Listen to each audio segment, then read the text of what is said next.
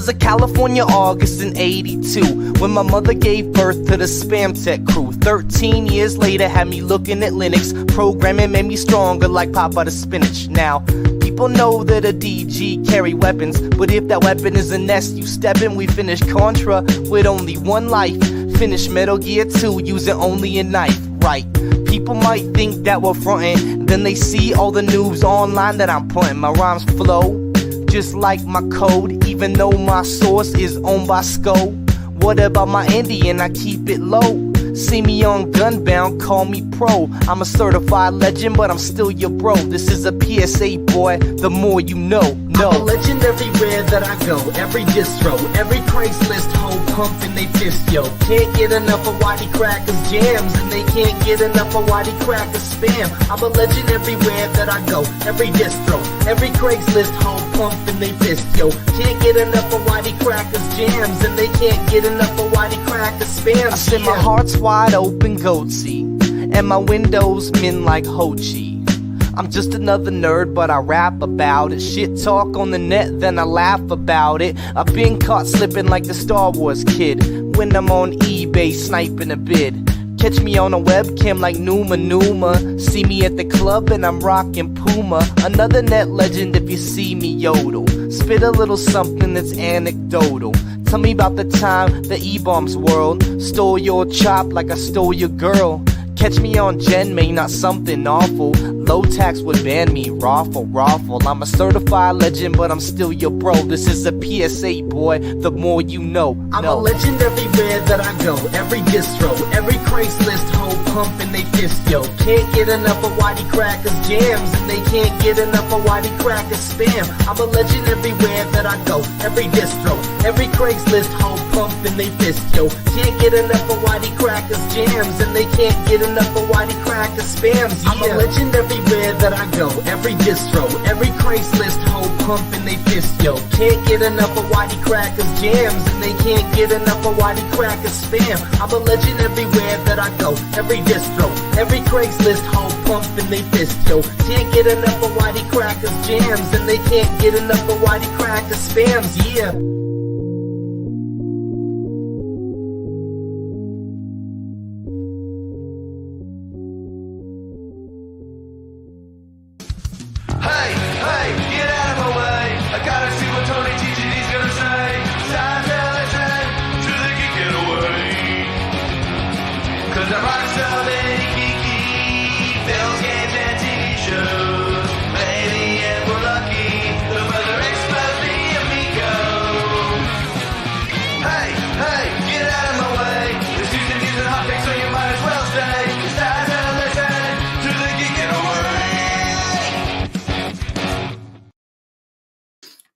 What's up, Meatbags? It's the often imitated, never duplicated, slightly late, but I'm always great, Tony TGD. What's up, everybody? As you can see, flying solo, but we're working on it. Trust me, I've put out feelers. I got a few names in the list. We're going to be bringing some people on eventually. You know, take some of the pressure off of me. But right now, solo. But we got a lot to talk about. So freaking much. We're going to discuss, obviously, the fantastic Starfield lunacy. Some guy named Az from the UK, one of Finbar's people from the UK, went crazy, saw some pronouns, went nuts. We're going to talk about that. We're going to talk about a judge issuing a legal permanent ban, as well as a $500,000 judgment against a Destiny 2 cheater. And not to be outdone, Japan has issued a several $million fine against someone for uploading clips to YouTube. So we got to talk about that. We're going to hit that Nintendo Switch 2 news. Of course, we got to milk that for all it's worth.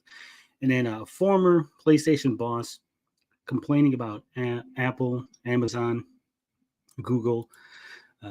And we got a little bit of Atari Age news. But we're being joined here. Oh my God, what's going on, Beefy? Oh, other than being sick, just trying to do some organization on my comics. You were popping in early. Well, I don't know when you're doing it, so I just saw the link. Decided to join. So as you can see, we got Beefy here, and he's watching us. So that's fantastic. That gives us double views. We love that. Well, that way I can see the chat. So how's your week been, Mr. Beefy? Oh, it's been rough. I've been sick, so not that fun, but it could be worse. You don't got the COVID, do you? Because I don't want to catch nothing. I haven't been tested, so yes, I could have it. I don't think I have it because the last time I got it, I was much worse than I am now. So, yeah. 56K Warning wants to know who's coloring all those coloring books. No one. Hopefully. So as you can see, you're doing some light reading. Huh? Oh yeah, gotta have the pictures. Have you picked up that ISOM yet? I know we talked about it a lot. No, and I'm not going to. I have the Easter story that was released by Marvel Comics, so that's all the church comics I need. Yeah. All right. Look at that. Everybody's more excited to see Beefy than they are to see me. I feel like chopped liver. Oh, they'll get tired of me soon enough. So you had a fantastic week. I had a fantastic week. We had an excellent stream last night. If you haven't seen it, I suggest watching it after this one. Picking any moment in the stream because it's all good. It's like 3 hours of pure goodness. We talked to some Ripper Shills. We had Extra Hero on. Robert Weiling, he came on. Finbar was on for a little while. Shilling for Ripper. It was very interesting. We had people in the chat losing their minds. Obviously, the next day, there's been people losing their minds. They like to talk a lot of smack in the comment section. They like to go on Twitter, talk a lot of smack. But as soon as I say, hey, why don't you come on? You're here. Jump on in. Let your voice be heard. They all just seem to be afraid. Very, very strange. Very strange, cowardly behavior.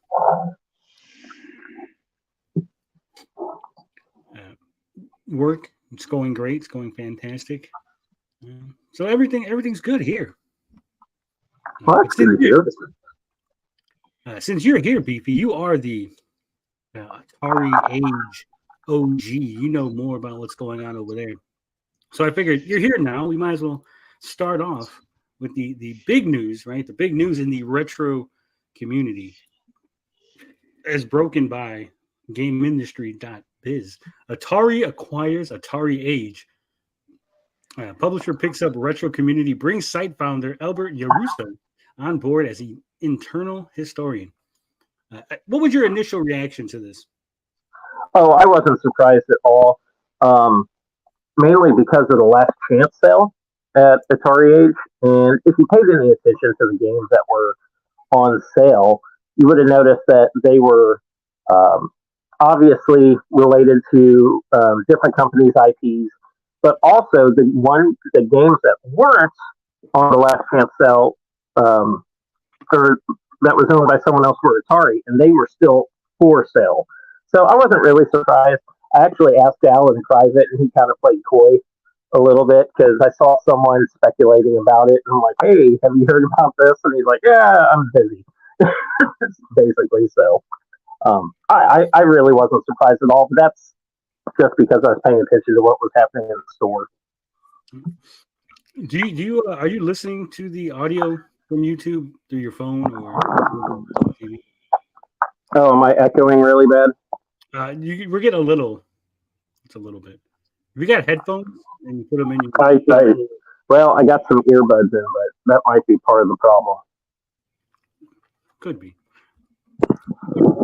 I wasn't surprised either, but I was a little pissed, right? I was a little pissed. Not on my behalf. I was pissed for Mike's Gaming Gala because Mike's Gaming Gala months ago, he said, right? He goes, "Hey, I've been talking to some people. Atari's going to buy Atari Age."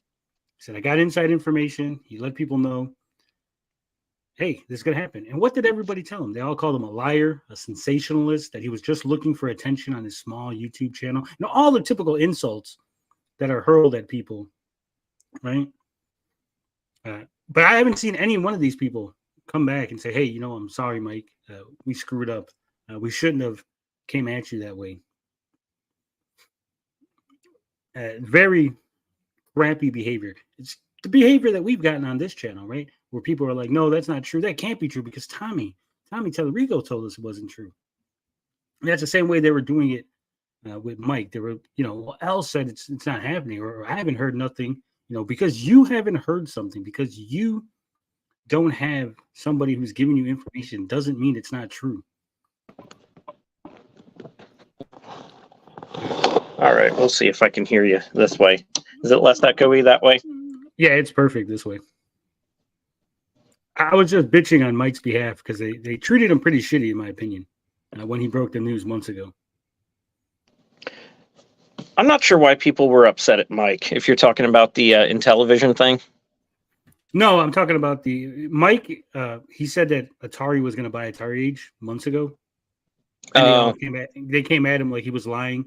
He was sensationalizing that he was making stuff up in order to get attention on his YouTube channel. Yeah,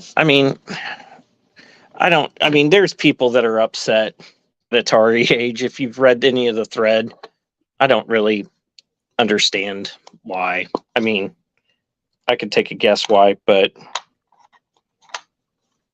I'm not upset. Like I don't frequent Atari Age. Obviously, I'm not into the retro games as much as other people.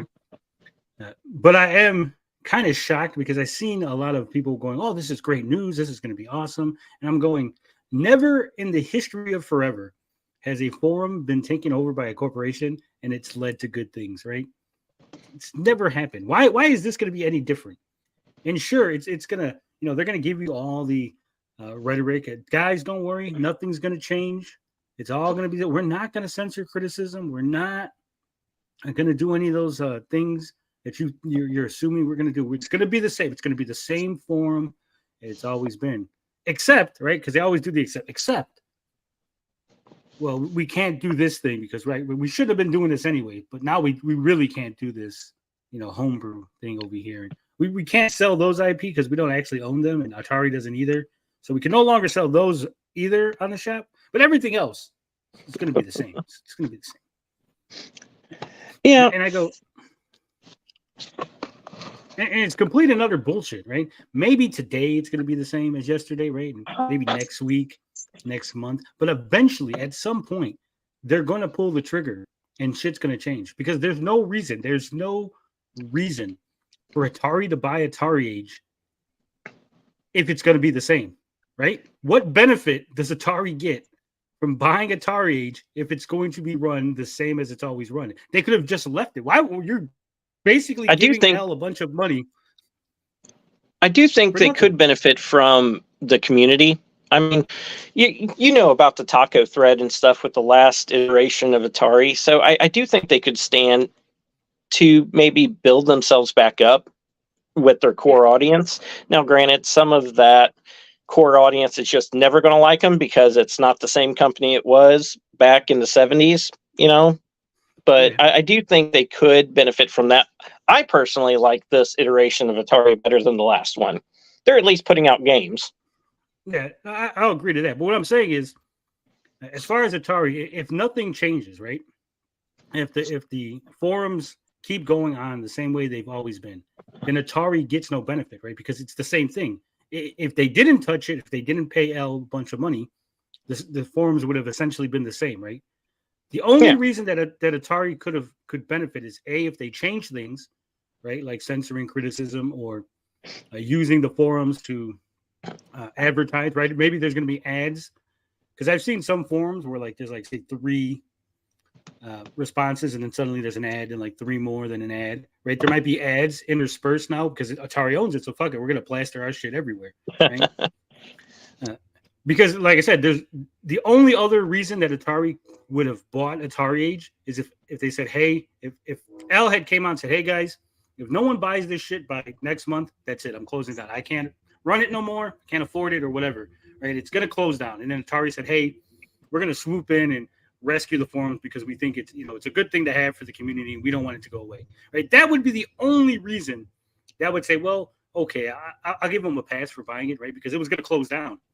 But there has been no indication from what I've seen that Al was like, that's it, guys. Like, this is the end of the Atari age if no one buys us, right? I know he's Yeah, he complained. never said anything like that. Anything he did do, he said something in one of the threads, and I don't remember which one after this, that he alluded to something needed to change sometime soon. Yeah, like I was gonna say, he has complained about it taking a lot of his time and things like that, but there was never that like sense of this is it, right? Like, boom, by the end of the year. He's never had anything like that. I mean, he has talked about having ads on Atari Age before in the past, and it's never kind of happened. So I think it's one of those things that he's kicked around before but never done, and I think this probably presented itself to him and he ran with it. Yeah, well, I think the reason he hasn't had ads before, he probably looked into it, and it was probably something in the language like, hey, if we advertise here, you can't have illegal shit, right? You can't, all the stuff that Atari basically has put the kibosh on, the ads probably were going to be the same way. Like, hey, because if this gets shut down, what are we paying you for? We're paying you to advertise, and we can't have you advertising and then also selling illegal shit, right? Yep. So there was probably some of that. This sale, to me, and maybe it's just me, and maybe I'm just a wild conspiracy theorist, but I'm usually spot on, right? When I have a feeling about something, it usually pans out.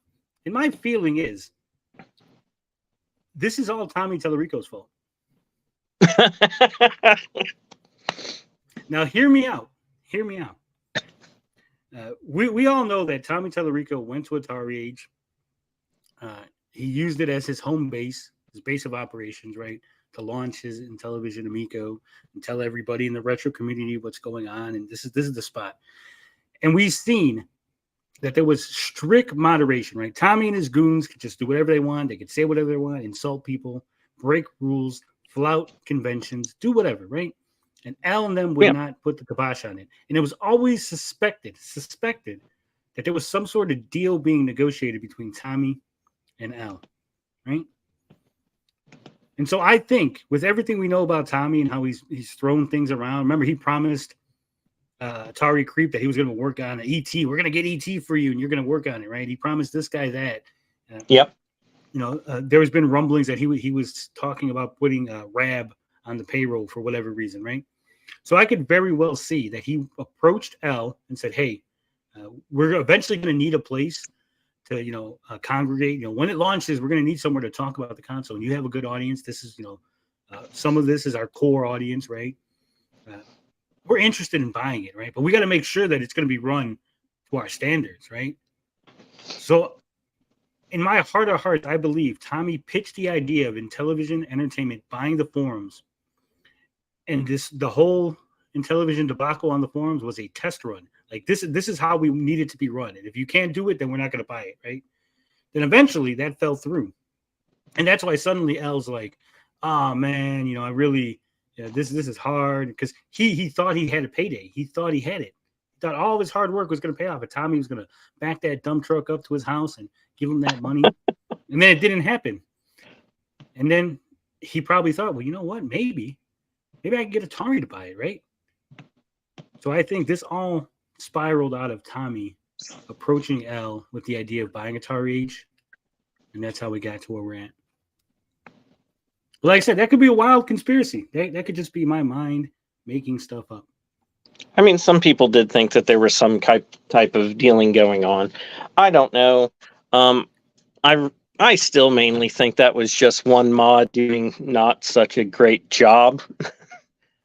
Because I mean, you've dealt with Tommy and his cult members. He can be pretty persuading. So I'm pretty sure behind the scenes he was telling that mod all sorts of things and making crap up, and he ran with it until it became blatantly obvious that Tommy was, full of it. I could see him getting the mod on his side, but there was a lot of people that were reaching out to L to point out the mod behavior that were getting told, like, no, Tommy's not violating rules, or I'm sticking with my mods, right? Like if my mods made a decision, I'm backing them. L was really, really hands off in that thread until finally, like Mitty says, he goes, "I like this theory." In that case, the point when Tommy got slapped was when L realized there was no payday coming. That might have been why L said, "Hey, I got to get rid of this." Right? A, it made us look bad, and B, there is no payday. Like I sold my soul for a payday that never came, and he basically tried to hide it. Because there's literally no reason for that thread to be hidden, right? There was no reason for that thread to be closed, even though Tommy left, right? Why was the thread closed? Just because Tommy left? We no longer talk about Amico in the thread, no longer discuss it, because it was no longer Q&A. It wasn't like, oh, it was the Q&A for Tommy. That's the Fun Times thread. Yeah, it was the Intellivision Fun Times. And there was still, quote unquote, Intellivision Entertainment fans there, right? They still have accounts. So literally no reason to do that other than embarrassment or because you knew you got fucking duped. Well, I think you can be embarrassed, but it not necessarily be because you were in cahoots with them. Because, I mean, I can see backing my mod. Like, I could be like, hey, I put you in this mod position, so I have some level of trust with you. So when you're reporting to me that, hey, this is what's going on, you know, I hear people complaining. I talk to my mod. My mod's like, no. This is what's really going on. I could see going along with him. Like, I could see going along with my mod until finally it's like, you know what? Everyone keeps saying this. So I don't know. I guess maybe I'm a little bit more forgiving, less conspiracy than you. Mitty said that they closed down the competing Fun Times thread first. Yeah. Remember, they were very adamant to close all your little side threads. You could talk about it as much as you want. Remember, Tommy even said, I want you guys to make more threads. Now, whenever a thread would pop up, Tommy would go in there, shit all over the carpet, and then the thread would get closed. Oh, yeah, totally. So, like I said, I'm total conspiracy theorist on this, I think. Because, again, I know people reached out to L. I know that there's no way that even though he could trust his mods as much as he wanted, this was not a like 1 month thing. This was a year, like fucking years thing, right? At some point, he should have peeked in. Hey, I'm getting a lot of complaints about these mods. Let me just take a peek, right? Al did post in the thread at least twice before closing it, right? And we also saw Al reading the thread, because I know you saw it and I saw it, and we were like, hey, look at Al's reading the thread, right? Because the little names pop up. So we know he was at least paying attention, and yet he did nothing, right? And again, either Al's completely incompetent, which I don't think someone who's ran that mod, that forum for years is incompetent, or he's complicit. I mean, my banning was literally Tommy visited my page, L visited my page, I'm banned. So, I don't know. No. I don't know. As far as this goes, this is fucking terrible. And there's a couple more reasons for that, because L's being given a job at Atari, right? So even though people are going, oh, it's not going to change, right? It's going to be the same through the same forums as always. It's not, because it's no longer an enthusiast forum. It's literally being run by an employee. Literally. And if Atari goes, hey, L, we need to look into this guy's DMs. We need to do this, right? We need to check what these guys are posting. What's L going to do? Say no? And then they fire his ass? Well, you're fired, and then we'll just get someone else to run the forums for you, right? He literally has no control, right? There's literally nothing he can do. If he tells Atari no, they just fire his ass and put someone else in charge. That's it. Because they own it. It's theirs. It's not L's no more. Quite possibly. Unless there's some clause in it, but it's hard saying about anything like that. I don't know. If you're asking me, do I think it's going to change? Yeah, but I mean, eventually it was going to change anyways. It's just a matter of time of when, whether or not Al closed it down completely or got old and was like, I'm done, sold it out to Atari or someone else. Eventually it's going to change. I mean, that community in and of itself is getting older. Sad to say, not to be dark, but it's, that generation's starting to die. it's eventually going to change. Yeah. But So, I think in my opinion, it would have been preferable. And there's probably people in the community that'll echo this sentiment, but probably would have been preferable to a lot of people if Al was really like, hey, I need to get out. If he just gave it to someone else, said, hey, I can trust you, Mr. Beefy, I'm handing you the reins, or whoever, I don't know everybody. I don't know the most frequent users of Atari Age, but basically saying, hey, this guy's here a lot of times. He knows how it's been run. I trust him. We're friends. He's going to take it over, right? Whether it's C-Mart or fuck, that's like the only person I know from Atari Age whose name besides you. Well, I mean, even some of the mods wouldn't want to take that on full time. Like, a lot of the mods just stick to their specific section, and that's it. Except for that one mod that hasn't shown up ever since Tommy left. Oh, Jaybird. Yeah. One in says Atari's going to ban all the gaming racist. It is funny that Atari now owns all of Tommy's posts. Yeah. I hope that they unblock the thread. I am going to reach out to Atari. Now that it's official and the ink is dried, I'm probably going to reach out to them and say, hey, can you give us access to the threads? I mean, can you let it go from being hidden to back in view? You don't have to let people, you can lock them so nobody can post them. Oh, yeah. I would definitely lock them. But at least make it so people could read it. And then maybe unban me. Also, can you unban me?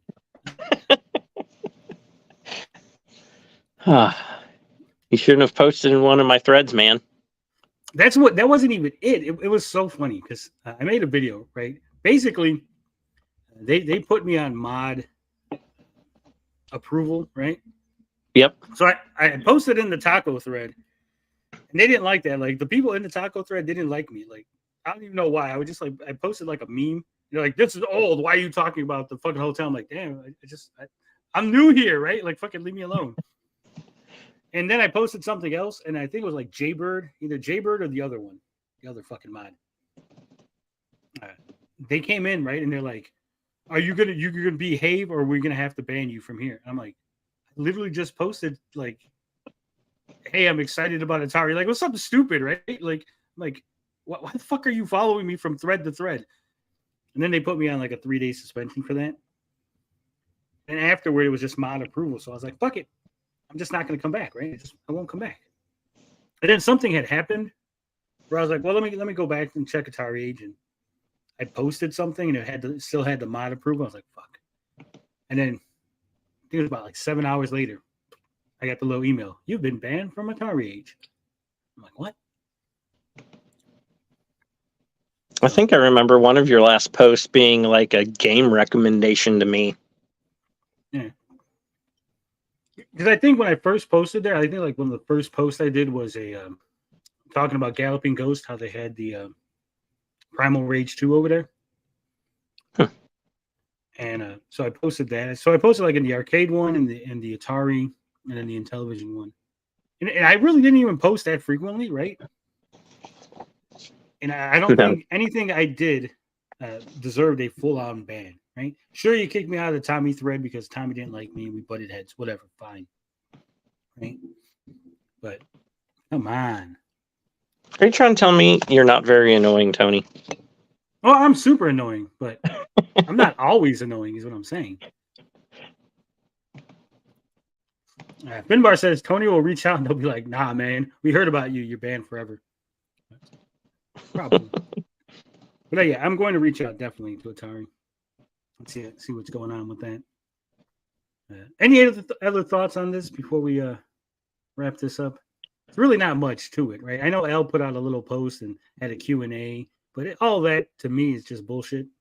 Corporate speak. He's not gonna be like, yes, guys, we're gonna fucking change the forums and we're gonna start banning people and closing taco threads. He's not gonna say that. Even if that's what's gonna happen, even if they told him that's what's gonna happen, he's not gonna tell you guys, right? Let's not play naive. There's literally no benefit for them to admit what they're gonna do before they do it. Well, I think that's just something that we'll find out over time. Like, honestly, I frequented that site since 2007, I think is when I joined it. What happens will happen, and eventually it would change anyways. But that's kind of, things are always changing. So that's how I approach it. Forums are dying out anyway. Everything's on Discord now. That's true too. Wasn't what DJC? I think Mustard Man did an upload on Relic being broke. No. He said that Relic's an idiot, and he did a upload on DJC owing money to somebody. You Super J says, see you all at Kiwi Farms. Now those guys, they lost their mind a little. But yeah, so that's all I got to say about this Atari Age thing. I think it's gonna eventually come out that people aren't gonna like it, because again, there really is 100% no benefit for Atari Age to be owned by Atari and nothing change, right? Just makes no fucking sense. It's just like saying they just wanted to give Al money for running the forum. Hey, here's a fucking pension for running the Atari Age forums, right? Come on, no one is that dumb, right? I truly don't believe grown men who have jobs and expenses and living would think that Atari, out of the kindness of their heart, is just going to give Al a bunch of money and then change nothing on the forum. I don't know. I still think Atari Age has been more Atari than Atari for the longest time. Well, it probably has, but like I said, they're going to want to squash the criticism, advertise their product, use you guys for focus groups, and try to buy those homebrews. There'll be a lot more homebrews with the official Atari logo slapped on it.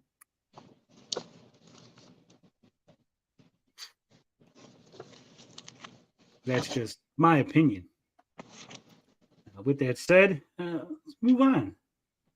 I don't know if you want to stay for the rest of the show or if you just wanted to be here for the... we'll see. I might not have much to say about anything else. Who knows? You might have a lot. You offer great insight and a great view. Look at Beefy's setup here. Oh, he got Superman stuff on the wall. He's a DC fan. I might have to kick him. Got a little bit of everything. Got some, well, don't think you can see that. Some George Perez, rest in peace, Wonder Woman art. Look at that. Fantastic. It's got porn on the laptop. We saw that.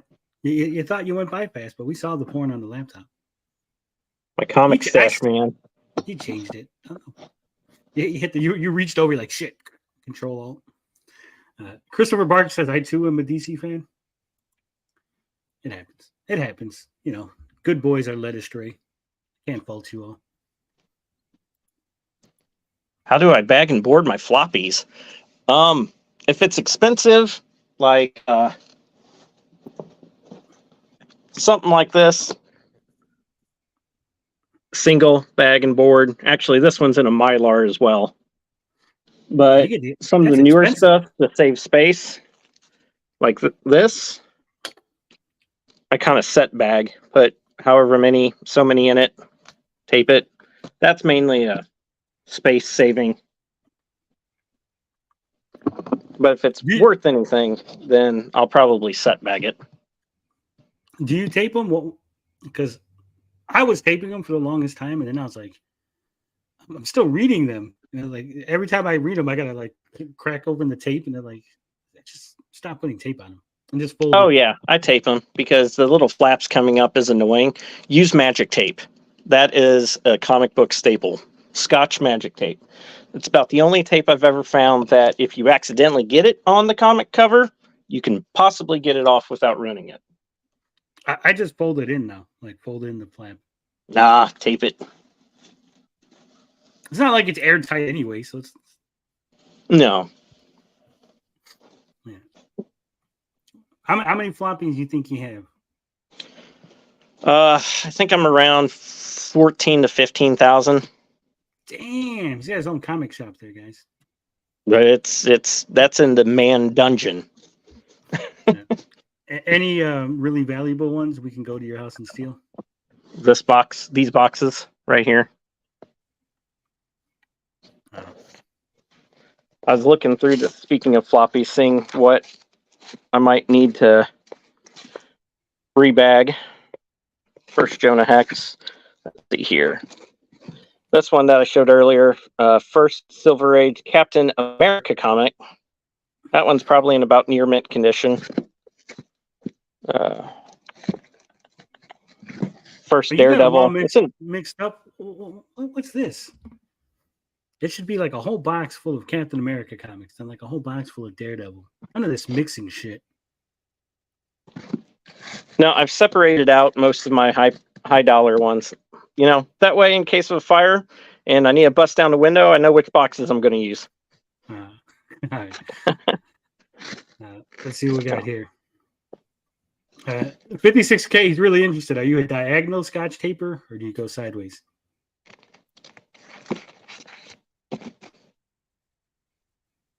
Can't. Two of them. One right here, one right there. Oh, he's a vertical. He's a wild man. Carol Danvers getting her powers. He also Bunch says of Mylar. full Daredevil. He says Mylar, you can't or you risk cutting the comics. Now, you Super J's with me. I'm a folder. He's a folder. He says no tape, too much potential heartbreak. Well, that's why you use magic tape, and that way it will easily come off. So, like here, just take it and then take it off the bag. And then Elbow wants to know, you got any G.I. Joe comics? Not many. I think maybe the only thing I have is the G.I. Joe Transformers crossover. That was something I did not really get into. 56 says double taper. You're too rich for his blood. He's a single taper. I won't say there's no single tape in my collection, but for the most part, I'm gonna tell on myself a little bit. And some of my boxes, they don't even have boards or bags. They're just loose. I got a whole box of X-Men comics, just loose. First Bullseye. Hey, we're gonna go rob. We're robbing Beefy's house. Well, don't go for the long boxes. Look at the short boxes. First New Teen Titans. You got that Death of Superman you're going to put your kid through college with? That is actually not in the expensive stuff. I remember everybody was going nuts for those. Like, that was going to, everyone's like, we're going to put our kid through college in a few years. Like, dude, like, did you know how many, there's like 1 million copies of that shit floating around? No one wants that. Neil Adams. Yeah. Elbow wants to know, any Moon Knight first run? No, not a Moon Knight guy.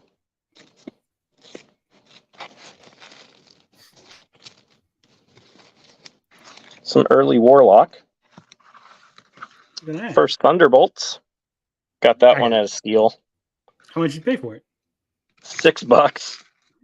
I got mine cover price when it came out. Yeah, some old Iron Fist for Sabretooth. If anyone likes mutants. Well, he wasn't a mutant back then. I don't think they referenced him as a mutant in that issue. I honestly don't remember.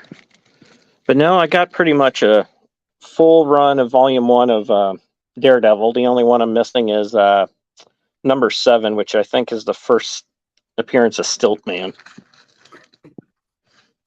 What I said, loose X-Men. Oh, I got some X-Men. No, I said I had a box full of loose X-Men comics. Kevin Eastman signed. Look at that. Oh, you got the Thanos quest? I got that. Oh, that's great. That's a great read. I was pissed that they didn't incorporate the Elders of the Universe into the MCU like that. Thought that would have been nice. So yeah, it's not a super great, like, I'm obviously a little young to have collected during the time when all of them were going good. Wonder Woman without her powers. Beefy says that. Bondage like cover. 50. There you go. Hell yeah. Tony likes his comics wide open like that. Yeah, I do. First Preacher. I never read Preacher. This is a pretty good comic.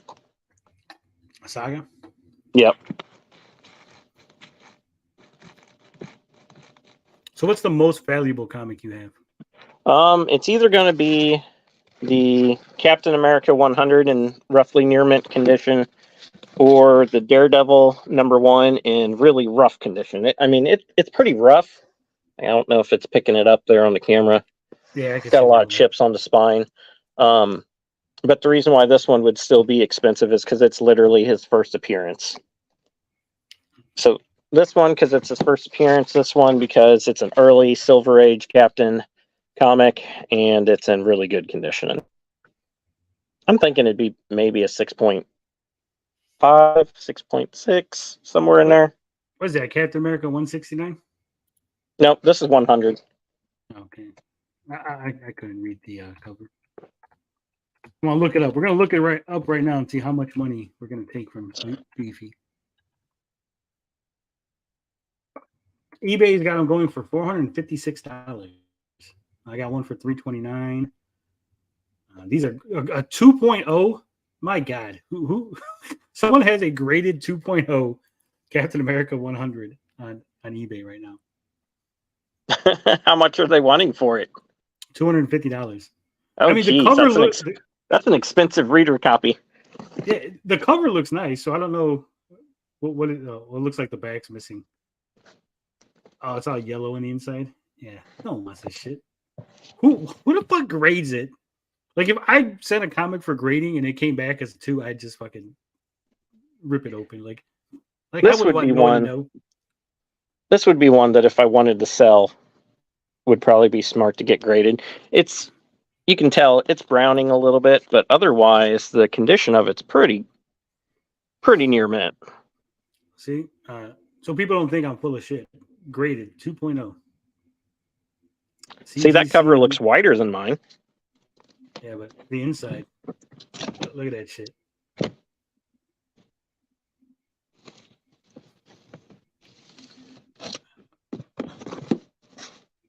What we got? What did it say?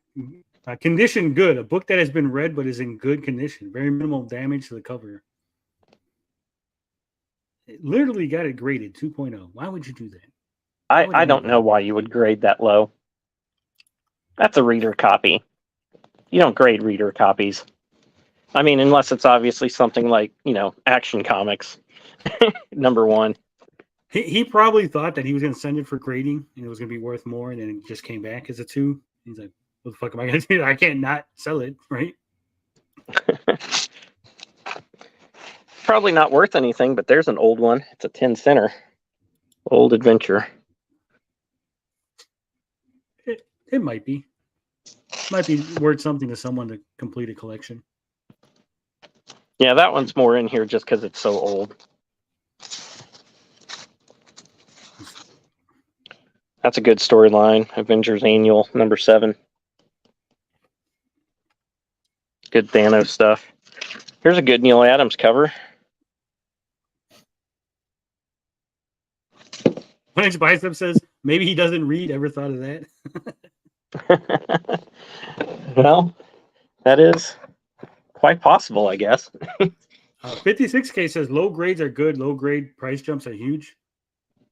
I would say the grade that is very fine, I think, is like the best realm of it can be kind of pricey, but you don't feel bad reading it. Over the years, I think, since I've really been collecting, a lot of the very fines are the ones I've noticed have made the biggest jumps.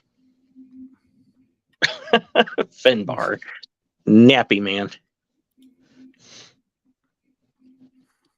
Ew, come on, Finbar. That would, if it was a She-Hulk comic, maybe I'd agree with you.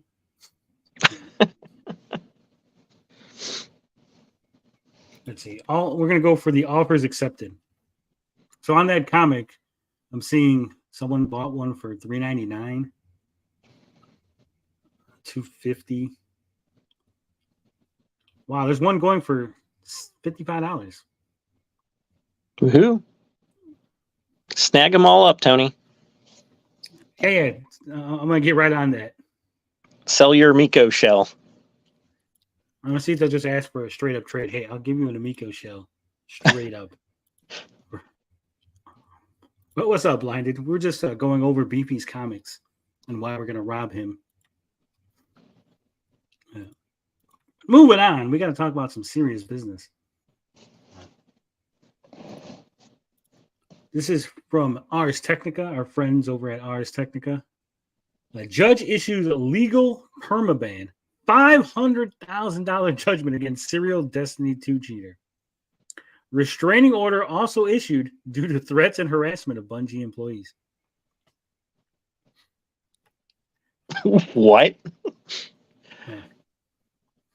Says just over a year ago, Bungie went to court to try and stop a serial Destiny 2 cheater who had evaded multiple account bans and started publicly threatening Bungie employees. Now that player has been ordered to pay $500,000 in copyright-based damages and cannot buy, play, or stream Bungie games in the future. He's not allowed to buy fucking Bungie games or play them. He can't even go to a friend's house and play a Bungie game. I wonder if that's related to the restraining order. It probably is. It says in a consent judgment that has apparently been agreed to by both sides of the lawsuit.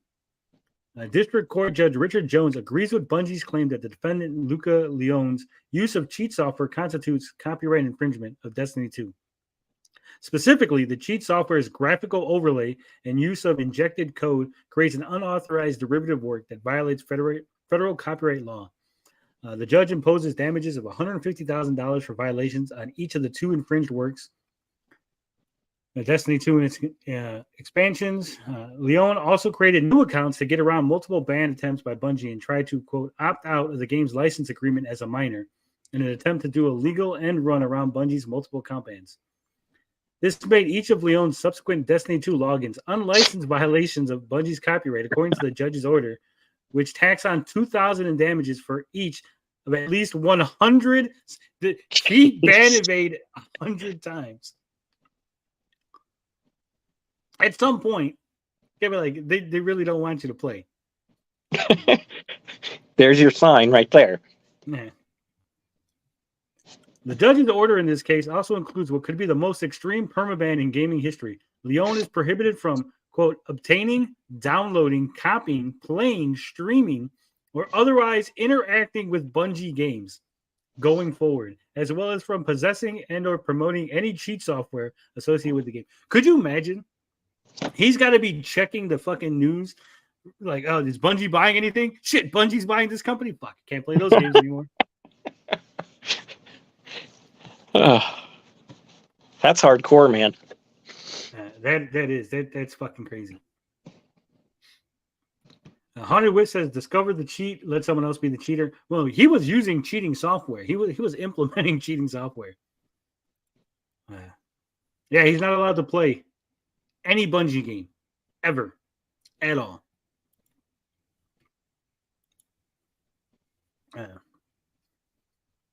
Let's see. Leone is also prohibited from buying or selling Bungie accounts and emblems and must halt his use of URLs and websites associated with that illicit business. More than that, though, the judge issued a sweeping order requiring Leone to, quote, disable, remove, or otherwise shut down any social network, video sharing, or digital messaging accounts under his control that were dedicated to the promotion or discussion of his previous infringement. So any accounts, whether it's Twitter, forums, Reddit, anything where he was talking about doing this cheating, he's got to shut down. Jeez. Leone will still be able to use personal social media accounts, but is warned against posting any content, quote, connected to the use and proliferation of cheating software. So if he even talks about it, they're gonna fucking slap him down. No one likes a cheater, I guess. Well, because it went beyond that. It says, beyond the cheating, Leone's case also included disturbing accusations of threats and stalking against Bungie employees, including Bungie community manager Dylan Gaffner. To prevent that kind of harassment in the future, Leone won't be allowed to come within 1,000 feet of Bungie's offices or the known addresses of any Bungie employees, and is explicitly enjoined from such harassment in the future. Not only can he not play or interact with Bungie software, now he's got to worry about being anywhere near a Bungie employee. Well, and that's why he can't buy or play any game, because any employee could be working on it at any time. Yeah. This is crazy. When you get to this level of insanity, right? At some point, you need somebody to pull you back. Say, hey, maybe the 100 alt accounts, it's a little extreme, buddy. Maybe threatening to do horrible things to employees of the company because they banned you for cheating is not an equal reaction to what happened to you, right? You would think. Yeah. The level of your crazy is not equal to the level of you being messed with. Playing biceps. So what are you in for? I played Destiny 3 when I was banned.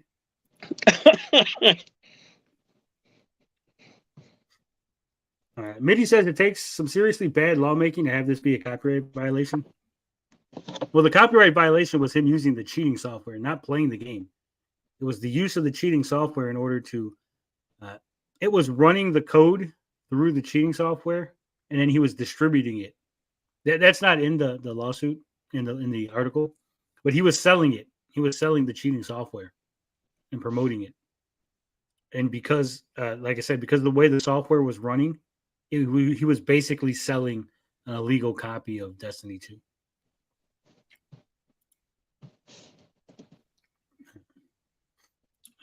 Haunted Witch says, why isn't the Hackers movie responsible for all those netbook you have shoved under a pillow making siren songs?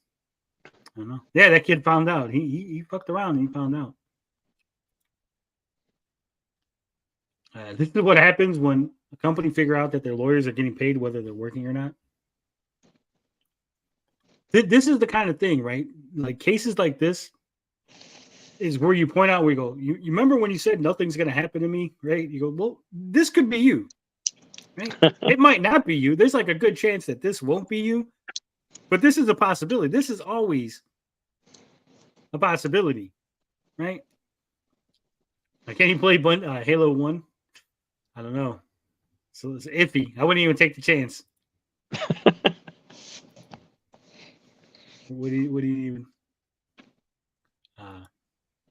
That's fucking crazy. But of course, Japan, not to be outdone, America says we're finding someone for cheating at a game. Japan says, hold my beer, right? Hold my beer. And this story, not only is this a story of Japanese coming down on copyright, but it's also a story of video game journalism incompetence. We get a twofer here. We get a 2-for-1 on this. It's fantastic. All right, this comes from Siliconera. All right. A Japanese YouTuber arrested for uploading Steins Gate Spy X Family videos. Okay. We're not going to read it all, but I just want to read this part of the article. Okay. Japanese YouTuber Shinobu Yoshida has been arrested and charged for uploading game clips and edited anime videos in Japan. He's been sentenced to 2 years in prison and 5 years suspended sentence, as well as received a 1 million yen fine. This is the first time that the court found someone guilty of uploading gaming videos. Okay? This comes from Siliconera. Okay. Now, over at the Gamer had this to say. Okay.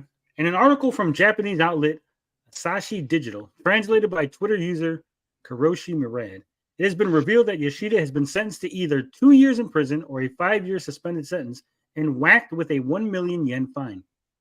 Okay, that comes to us from the Gamer. Okay, This is PC Gamer, right? What do they have to say about it? PC Gamer says, and you're eventually going to figure out what's going on here, right? It says, in May this year, we reported on the case of 52-year-old Shinobu Yoshida from Nagoya, Japan, who, in what may be world first, was arrested and charged for violating copyright laws after uploading game clips and other content. The prosecution was led by the Content Overseas Distribution Agency, CODA, which focuses on copyright protection, and Yoshida has now been found guilty. Yoshida had admitted to the charges at a hearing on August 2nd and was sentenced on September 7th at the Sendai District Court in Miyagi Prefecture. That he pled guilty is not surprising given the facts of the case. He said to police, "I knew it was illegal as I was doing it, but the sentence may raise some eyebrows." Yoshida received 2 years in jail with a 5-year suspended sentence on top and was fined 1 million Japanese yen, equivalent to $6,785 or 5,450 euros. Okay. That's what they had to say. Now, why am I going through these articles in various different outlets, right? They're all saying the same thing. Why would I do that? Anybody? I think you're ready to tell us. All right. I am. So there's a press release from CODA. As we know, CODA was the copyright. Was it? Yeah, the copyright enforcement people. I forget what the fuck the little Content Overseas Distribution Agency, right? That was the people that were leading the charge on this. Okay, so they put out a press release. Now, all these outlets and many others were talking about this story and repeating it exactly the same way, right? So, would it be shocking if you found out that there might be a mistake in the reporting here? So this is CODA's official statement. On September 9th, and this is translated from Japanese, obviously. On September 9th, a man accused of uploading gameplay videos and anime through YouTube without permission and being arrested by the Miyagi Prefecture Police Headquarters in the M Police Station on suspicion of violating the Copyright Act was sentenced to 2 years in prison, 5 years of probation, and a fine of 7 million yen at the second trial held at the Sendai District Court in Miyagi Prefecture. 7 million. It's quite the jump. That's a jump. 1 million. 7 million. If my what the hell they call that? You know, the exchange rate in my head is going right. I think it's like $57,000. I want to say. Let's see. That's 7 million yen is 47,000. I was 10,000. $47,000 roughly US. So quite a difference from under $7,000 fine to about a $50,000 fine, right? Quite the difference. Now, we could just leave it at that, right? Or we could actually go to the Ayashi Digital is their newspaper, right? Ayashi Shimbun Digital. Unauthorized distribution of game spoiler video convicted of defendant Sendai District Court. Obviously, again, translated from Japanese. The Sendai District Court Judge Koichi Nakamura sentenced Shinobu Yoshida, a web creator accused of violating the Copyright Act for distributing videos of playing games without permission, to 2 years in prison with a 5-year suspended sentence and a fine of 7 million yen. 2 years in prison and a fine of 2 million yen on May 5th. So there you go. What I believe happened from reading the two translations is he was sentenced to 2 years suspended, 2 year sentence in prison with a $2 million fine, 5 year suspended sentence. So if he violates parole, he gets the full 5 years, and then he'll get the $7 million fine tacked on top. So right now it's just a $2 million yen fine. Right. But again, we went through 4 different websites, and there were more reporting on the same thing, reporting that it was a $1 million yen fine. How the fuck does this happen? These websites linked to both the Coda and the news article here, right? That's how I found it. I didn't go looking for this shit. It was literally linked in the articles. And in the articles, they got it fucking wrong. Website ads saving the stream. Yeah, I know. I seen you guys. I seen you guys looking. Now, Japanese laws, Japanese citizen. That's his problem. It is, but I think it's still kind of crazy. All he was doing was uploading YouTube videos that were edited, like abridged videos, and then explaining like the stuff that he cut out and giving spoilers to video games and anime.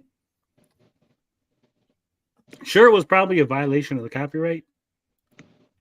Their issue with it was he was making money, and I think they really want to set an example with this guy. Yep, never ask for money. Well, I don't think he was asking for money so much as he was making ad revenue and stuff off of it. So, you know, crazy times. Christopher says 1 million yen, 7 million yen. Do I have a 12 million yen? No. I would not want to ever fall into that. That's why we only have original content here on the channel. In fact, on the replay, I'm gonna have to blur out all of Beefy's comics. And I don't want the artist to hit me. Be like, hey, you violated copyright because those covers. That's art. You didn't have permission.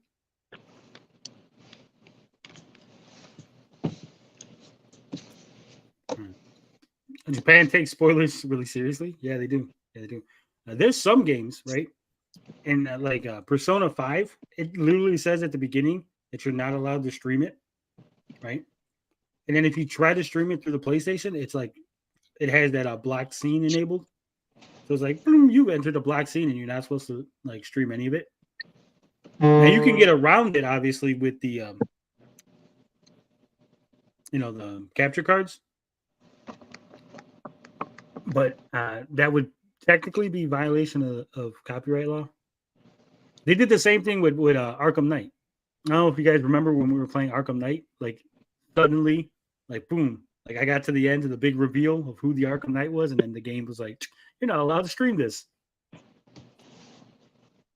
Finbar says, giving spoilers should be punishable by death. I don't care about spoilers. If I'm going to watch something, I'm going to watch it anyway. And usually spoilers get me more interested because I'm like, oh, shit, I want to know how it got there, right? How did we get to that point? I think there's a time limit on spoilers. Well, in this case, these spoilers were like the show just came out and he was putting them up. So... Well, that sounded like he was trying to edit the videos to skirt around the copyright law. Yeah.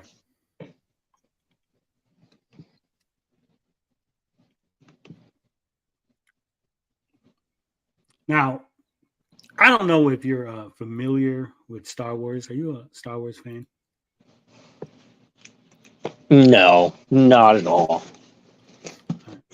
You're probably not a Star Wars fan. But if you're a Star Wars fan like me, an OG Star Wars fan, you might be upset with Disney and the way Disney has handled Star Wars.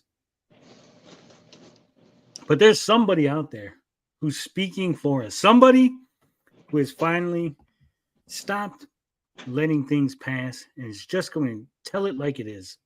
And I want to show you this video. And I know that this person's going to appreciate us showing their video. Okay, so we're going to go ahead and we're going to show it unedited. I might not even say nothing, but we're going to go ahead and show this 2-minute video. Star Wars fucking sucks right now. I fucking hate it. First of all, why is there even an Ahsoka? I saw a little bit fucking screenshots of it. I haven't seen it, and it looks like trash. It fucking looks like trash. Why is there a fucking Luke Skywalker there? Fucking Mark Hamill from like when he was in Return of the Jedi. Now, don't do that. There is no fucking reason to watch any of the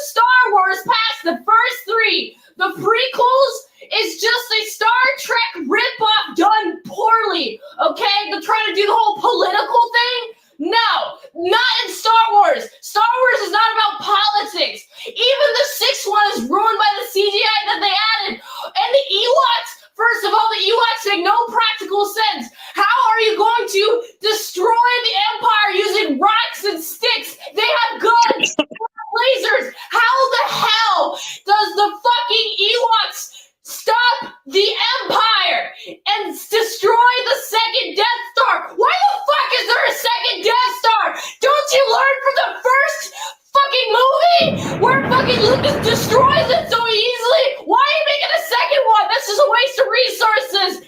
There is no reason to watch any of the fucking Star Wars shows. There's no reason. The only Star Wars you need to watch the first three and also the other comics that Disney disavowed once they started making the sequels. Oh, let's just screw over the fans. Fuck you, Disney. You're ruining literally everything. There are good films that exist, not Disney. First of all, Disney butchered Scarlett Johansson's tits in fucking Marvel movies right after they bought it. Oh, no more tits. Oh, it's CGI. Let's get rid of the fucking tits. Oh, let's make it more family friendly. Fuck you. Fuck you. Iron Man and the other ones that she's in. Oh, yeah, those are good because of all the jiggle tits. Now there's none of that. First thing, all I gotta say is, I like that He-Man poster in the background. And second thing is, wait until she reads ISOM number 1 and 2. She has, and she does not like them. Someone said this got to be a goof, right? This has got to be a goof. You Super J, it is a goof. It is. That was Min Salad. If you guys aren't familiar, she was on the show before. I was thinking that's who it possibly was. I wasn't for sure. Yeah. Mint is dating Riley. Now, the funny part about this is she did this as a goof because Az went crazy over the pronouns in Starfield, and we're going to get to that video. So she did this as a goof on them, right? To show you how ridiculous they were. This thing has gone viral. All the people, the people who are supporting this have no idea it's a fucking goof on them. Literally, the people she's making fun of with this video are sharing it out and tweeting it and telling people how great this video is and how awesome it is. Literally. And it's so funny because if you see this on Twitter, you'll see someone posting it, right? Like a Chrissy Mayer or Az himself, heels versus Babyface. And then there'll be people in the comments going, don't promote this chick. She hates Ripa. She's one of the Eric July haters. Guys, why are you promoting her? Not only does it prove that these people are too fucking dumb to recognize parody, but they don't even bother reading the comments from their fans. They don't even give a shit what their fans say because their fans are literally telling them, hey, this is one of the people that's been fucking with your friend, Eric July. This is one of the people that's been goofing on you. And they're too dumb, too slow to understand this, to realize it. I think it's fantastic. I think it's great. No, we can't mute it. We can't mute it and focus on the boobs. Come on.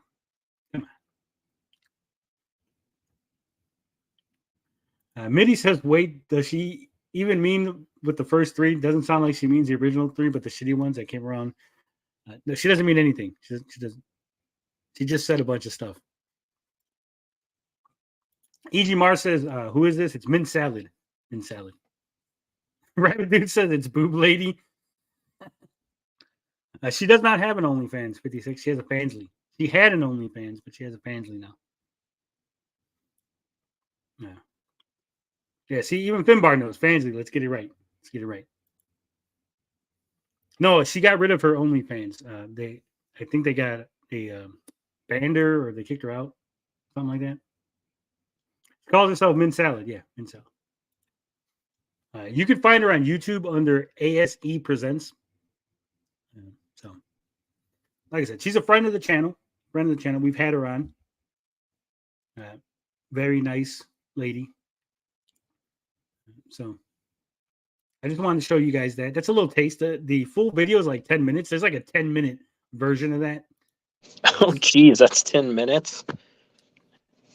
I'm pretty sure it might be under 10. Let me see. Let me check the channel. She does reviews. So if you want to hear her actually review, no, it's actually a 3-minute and 58-second video. It's got 17,000 views right now. Apparently, everyone likes the crazy booby lady yelling about Star Wars. All right, but from one crazy boob to another, we gotta talk about this. How do you feel about pronouns in your games, Beefy? I honestly don't care. I mean, after a hard day of work, you come home, you take your jacket off, shoes, your boots, because you're a hardworking man, and men wear boots, not those prissy shoes, but we wear boots, and they're tight, they hurt your feet, and all day you've been standing on them. You come home, you take your boots off, and you'll go into the fridge and you grab yourself a nice cold beer, sit yourself down in your comfy gaming chair, fire up the latest Bethesda offering, Starfield, got that going, and then suddenly, and without any warning, without any trigger warning, without any indication, you fire up Starfield, and what do you see, Beefy? It asks you, it says, what are your preferred pronouns? Doesn't that just piss you the fuck off? Only if red meat is not an option. It's not. They want to know if you're a he, him, or if you're a she, her, or if you're a they, them. I mean, it's confusing, and frankly, it would ruin my immersion. I would just my whole day. And thank God that there's somebody out there willing to speak out. I mean, this issue is so important that I am just thankful that we have somebody from the UK, mind you. It's one of Finbar's people. Keep that in mind. It's all Finbar's fault. I just want to say something to you, Bethesda. Just want to say a little something. There is nothing I love more. Taking my headphones off. Fuck that. Shit, it's serious. He took his headphones off, guys. Bethesda, there is nothing I love more than to sit down, comfy chair, turn on my PC. See, that's exactly what I just said. Comfy chair. The man works hard. Fire up a brand new RPG. Lose myself. Think, oh my God, just think of a role-playing game, a game in which you could play any role that you want, that you could play any character imaginable. Right? That's all he wants to do. All he wants to do is be in a world in which fantastical things happen, where he can do just about anything, be just about anybody that his heart desires. And what happens when he's trying to live this fantasy world with these fantastical elements, allowing him to be literally anybody? And what does he encounter? I mean, of this world, just think of all the planets I can visit, all the immersive things that I can get involved with, all the fights, all the relationships, all the people I meet, all the places I go. I'm so excited to go there. And I love nothing more than, with all of that laid out in front of me, I love nothing more than to be dragged out at every fucking conceivable opportunity so you can fucking current day us. Sorry, did you want to get immersed in our world? Yeah, well, guess what? Fucking pronouns! Fucking pronouns. Guys, he just wanted to play Starfield. He just wanted to play Skyrim in space, where you play as the Starborn, doing your star shouts, going from planet to planet. He did not want to be reminded that people have pronouns, and sometimes we refer to people as a he or a she or a they or them. I mean, this is the future. That shit should have been eliminated, right? Like, we're in current day where we have all these crazy wackos, but I know that in the future, like the year 3000, 4, 5, 15, whatever the fuck it is, it's future. It's going to be gone. We're not going to have pronouns. So why are they asking him for pronouns? Guys, it's fucking ridiculous. Fucking gender ambiguity! Fucking gender ambiguity, guys. And no science fiction medium ever. There's never been a single sci-fi series that takes place in the future in which people dress identically where no one knows their gender. Every single sci-fi adventure that's ever existed since the dawn of time has always been clearly very defined gender roles, right? Never. There's never been a single. He has never read any Ursula K. Le Guin, I think it was Left Hand of Darkness. I mean, he should read that. There's plenty of sci-fi adventures in which, you know, in the future we all dress the same in a single gray outfit with our head shaven. That's been in a lot of sci-fi, but apparently not in the ones he's read, right? So we got to come some slack. He doesn't look like a reader. I don't like to judge people by the way they look, but I'm just gonna go out on a limb and say this guy's not a big reader, right? He's not my people. He's an English prick.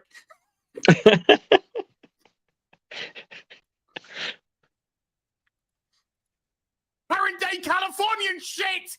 Because that's all we fucking know! Because we're boring! We're so fucking boring! So, a world in which they allow you to be called anything that you want. You could be a guy called she, her. You could be a female called they, them, right? That is boring. That's boring. That's boring, guys. But a game in which a boy is just a boy and a girl is just a boy, and there's no choice and there's no gender ambiguity, as says, that's not boring. That's creative. Allowing you to call yourself whatever you want, that's boring. No wonder why this fucker likes Isom, right? He's got this shit all twisted in his brain.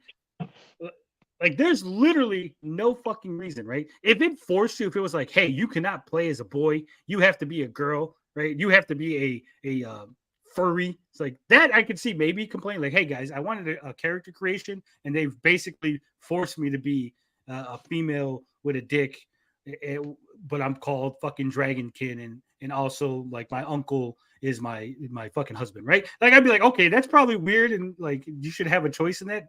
They just force that on you. I'd be like, okay, I get the anger, right? But to literally be like, we've given you all these choices, and he's like, that's boring. That's fucking boring, guys. Stop giving me choices. Just force me to play as a character. Fucking.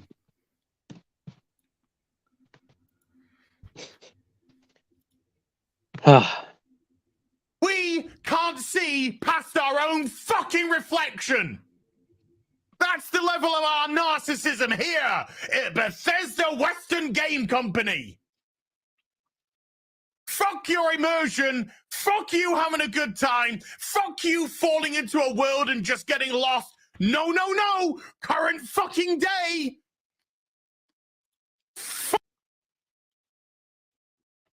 Current fucking day. What should the future be? Should the future be closer to the current day or closer to the past? Because if we're moving in a certain direction, wouldn't it be reasonable to assume that the future would continue moving in that direction? Right?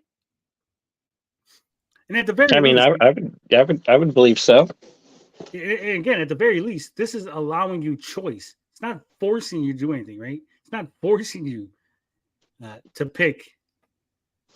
And literally, it's just at the beginning, and like I think they said it was like a handful of conversations where they're talking to you and they're like, they call you by your pronouns. It's not like they stop and go, hey, excuse me, what are your preferred pronouns? And we'd really appreciate it if you call us by our preferred pronouns, right? It's just literally like in a conversation where the conversation wraps around and goes further than the beginning, where you had to click the little button to continue conversation, right?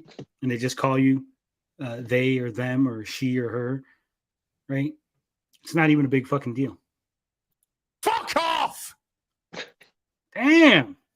It's a little angry. You're boring! You're fucking dull! You have nothing to say! You are a one-hived mind twat waffle! That's all you fucking are! And you wonder why people are getting so fucking sick and tired! You take everything we love, all our immersions, all our fantasies, all our escapism, and you just... I don't think this guy knows what the fuck escapism means or immersion. Immersion is to put you into the world completely, right? And it's in that world that they've created, that the developers have created, they, them, he, she, whatever fuck, right? Those are the things that are in there. They're literally immersing you as best they can. Yeah, that's their world. Yeah, escapism is literally to escape from the current world, right? And if the world you live in is angry video game guy who doesn't like pronouns, then going into a world that has pronouns would be literally escapism, right? Going to a world in which it's the same as that you live in, that's not escapism, right? Playing something different. You know, you don't have magical powers as you're not the chosen star warrior that's going to go out across the universe, right? That's why you're playing the game, because it's different from your regular life. That's escapism. What you want to play is just fucking a video of you. You just want to watch yourself living your life regularly and pretending like you're playing a game. Just can't help shovel your dog shit fucking crap ideology into everything, every single solitary fucking thing. They literally, like, this is the first game they've made in years, right? I don't think every single game has this. I'm gonna go out on a limb. I haven't played every single game, but I'm pretty sure they don't.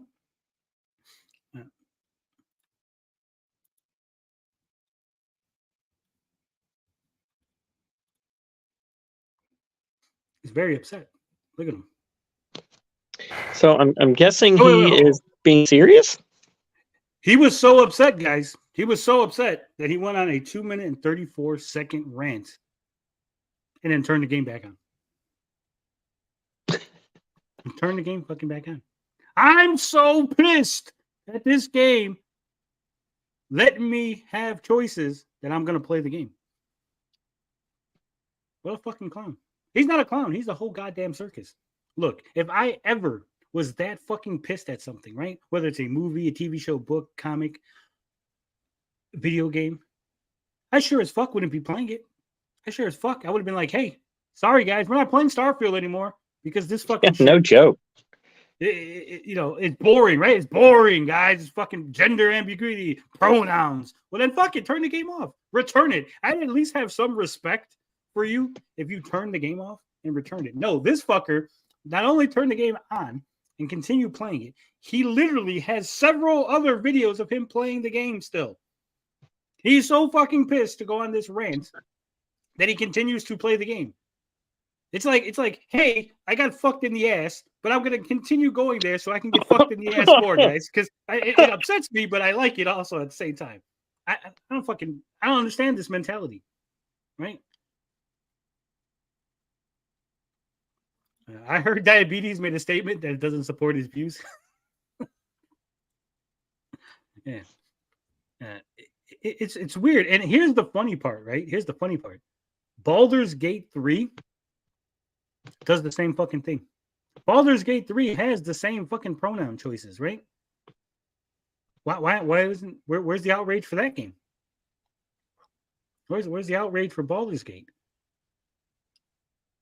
So it's almost like this is performative, selective outrage.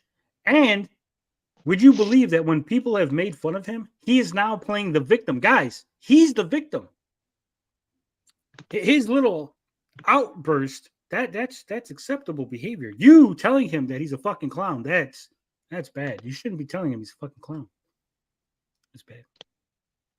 Now, I don't know about you, but I do notice a trend with these anti-SJWs, right? You'll notice that there's a lot of woke outrage, in the thumbnails, people screaming. You know, they use the lady from the Trump inauguration. You know, the lady that was screaming. They use her face a lot, right? They use these crazy SJW faces of people who are very upset over little minor things. And they constantly make fun of people, right? They constantly make fun of people that have freakouts, right? Oh my God, the SJWs are going insane because J.K. Rowling has a museum, right? SJWs freak out over Amber Heard losing, right? It's constant shit like that. And we think it's funny. And it is funny because when people freak out, that's fucking funny. And I will laugh no matter what side of the aisle you're on. If you act like a jackass in public, I will laugh at it. So it's really weird that all these people are now defending this stupidity and saying, no, this is okay, right? This is perfectly acceptable. Tony, are you going after them one by one? I told you, we're going to start going after stupid people. We're just going to, we're taking the gloves off. We're just that means my turn's coming. Yeah. And every stupid person's going to have their turn, right? I'm going to put my foot way, way deep in all these asses, right? It's going to go fucking knee deep. I'm going knee deep in the asses is what I'm saying. Because I'm sick and tired of this shit, right? These fucking people, they'll make me look bad, right? When I go, hey, I'm right wing or I'm right of center, right? And I'm a little bit of an anti-SJW. This is the idiot that they're going to point to and go, oh, you're one of these guys? This is you. Like, no, fucker, I'm not this guy. This is a fucking crazy guy, right? No, you don't want to be associated with that. You know, this fucker's crazy. That's not me. I'm not. Whoa, no. And now, I don't know if you've heard of a guy called the Act Man. No. He's like a YouTuber. I think he streams maybe on Twitch, right? But he put up a little video, right? So we're gonna take a look at his Twitter video. Hopefully, he doesn't get upset that I'm sharing this because I'm pretty sure he's on the other side of the aisle. But hopefully he's okay with us sharing this little video he put together. This is our man Az, right? This is him, the guy that we just watched freak out about the fucking pronouns in Starfield. This is him talking about when they tried to boycott Hogwarts Legacy. Remember when people were had that website letting you know if somebody streamed that evil Hogwarts Legacy, right? Find out if people streamed it. No, they were making a list. Right? Remember that? Let's see what he has to say. I will not be berated, bullied, intimidated into not playing a game because you think it attacks you or goes against your ideology. Boo fucking who? Man up! Fucking pronouns! Boo fucking who? Man up! Fucking gender ambiguity! You think it attacks you or goes against your ideology, and you just can't help! Shovel! You're dog shit! You think it attacks you or goes against your ideology. Fucking crap! Ideology into everything! You think it attacks you or goes against your ideology. So not only is he a fucking lunatic, he's also a hypocrite. So that's good to know. It's good to know. And would you believe? I don't know if you're still with us, Beefy. I'm here. I had a coughing fit, so I went to take some medicine. Not only is he a hypocrite because he attacked people who were going after, rightly so, right? Those people making lists about Hogwarts Legacy, right? Those people are fucking nuts too. But he was rightly saying, hey, just because this game goes against your ideology or just because this game offends you, you shouldn't be freaking out, right? That's on you, right? Keep that shit to yourself. You know, handle your business. Man up, right? But Nerdette actually found something even better, even more salacious, I would say.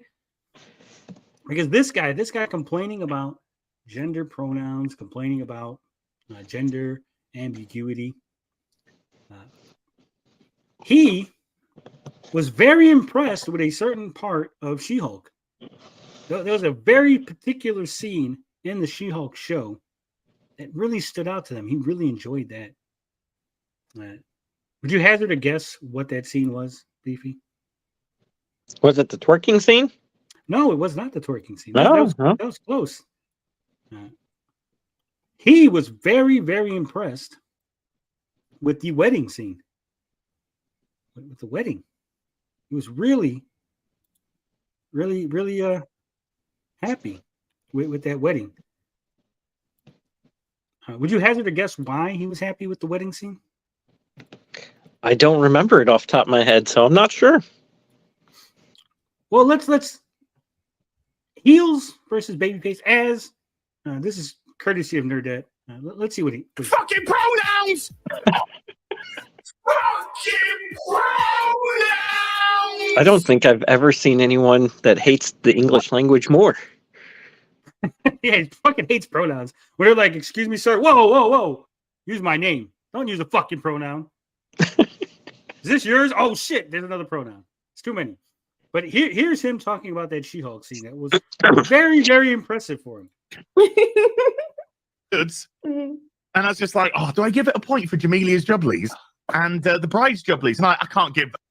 I can't. Guys are not playing it. For some reason, the video's not playing. Like I can hear it, but it's not fucking playing. Also, thank you, Dorian. Says $5 for the culture war fund. It's not culture war. I am not fighting a culture war. Fuck the culture war. Both sides are fucking retarded. Okay, I am fighting a grifter war. Okay, this is a grifter war. I am taking it to the grifter. Don't matter if you're fucking Hassan Piker. Doesn't matter if you're the goddamn quartering. Anyone who comes out and says some stupid fucking shit, we are going to take you to task. We're going to hold your feet to the fucking fire, and we're going to tell it like it is. We're going to show you with facts, with figures, with actual intellectual discourse. We are no longer going to settle for any of this bullshit. Like I said, gloves are off. I'm tired. You're tired. We're all fucking tired of this. And you might want to.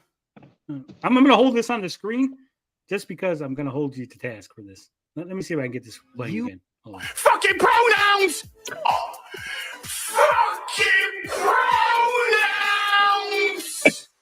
And the bride's got a nice rack. Good. And I was just like, oh, do I give it a point for Jamelia's Jubblies and the Bride's Jubblies? And I can't give tit points. Oh, how then I'm going to be just giving tit points. What the hell's the rest of the video? Fucking Nerdette. Hold on. Maybe it's a regular video and I'm on the short. Yeah, that's what it is. Fucking Nerdette got it all. God damn you, Tristan. She's got the short all fucked up in the way she's showing it. All right, here's the video. Watch the video. We'll get to the goods. And I was just like, oh, do I give it a point for Jamelia's Jubblies and the Bride's Jubblies? And I can't give tit points. Oh, how then I'm going to be just giving tit points throughout the season, and it's going to have this. No, so I'm like, I'm sorry, breasts, you can't score. She got a nice rack. And the woman that they actually had playing the girl that was getting married, she's actually trans. I'm a transgender woman, and as a trans person, it's hard to articulate exactly how I feel. She got a nice rack. But I guess if I had to describe it, I'd say... Well, now we know why he doesn't like gender ambiguity. Because he got caught, busted in 4K, drooling over a trans woman's tits. Oh, that's funny. Yeah. And that was the music from the Crying Game. We're not going to play it because we're going to get copy struck. Yeah. 56 said a nut bust is a nut bust. You do you, buddy. You do you. This whole fucking thing, and of course, they're circling the wagons like they always fucking do, right? Instead of going, hey, this guy's crazy. He had a bad day, right? That's all he should have said. Hey, guys, I had a bad day. I was taking it out on pronouns, but the reality was I had a fucking bad day at work. Or the old lady was on my ass nagging, right? Something. No, this guy literally doubled down. And then when people rightly called him out for being a fucking lunatic, he later said, hey, I'm the victim. They're attacking me, guys, for having an opinion. I am not allowed to have an opinion. No, you're allowed to have an opinion. Have all the fucking opinions you want. But if you say something extremely stupid and you act like a fucking jackass live on YouTube, we are definitely going to make fun of you for doing so, right? Definitely. Sounds like he needs a man up. He does. Needs a man up. I expect it. Just like anybody else, right? If I say something extremely stupid, I'm 100% expecting somebody to clip it and say, hey, look how fucking retarded Tony was being, right? I understand that. I know how the game is played. So I don't understand how these fuckers who do it day after fucking day to other people, who point out the stupidity, the utter lunacy, the fucking psychopathic behavior of other people, always get so fucking butthurt when someone does it to them. Oh, holy shit. wait a minute, I was the one acting like a psycho. I was the one getting made fun of. That can't happen. That can't stand. Wait, that chick said her. I thought these people weren't going to play the pronoun game. It is funny. This guy is like one of the most unlikable dudes I've ever seen. Yeah, he's pretty unlikable. Apparently, he used to be a WoW streamer way back. And then, like all these guys, he got into the culture war. You know, that good old 2016 culture war. And the best part about this guy's culture war is that he's not even fucking American, right?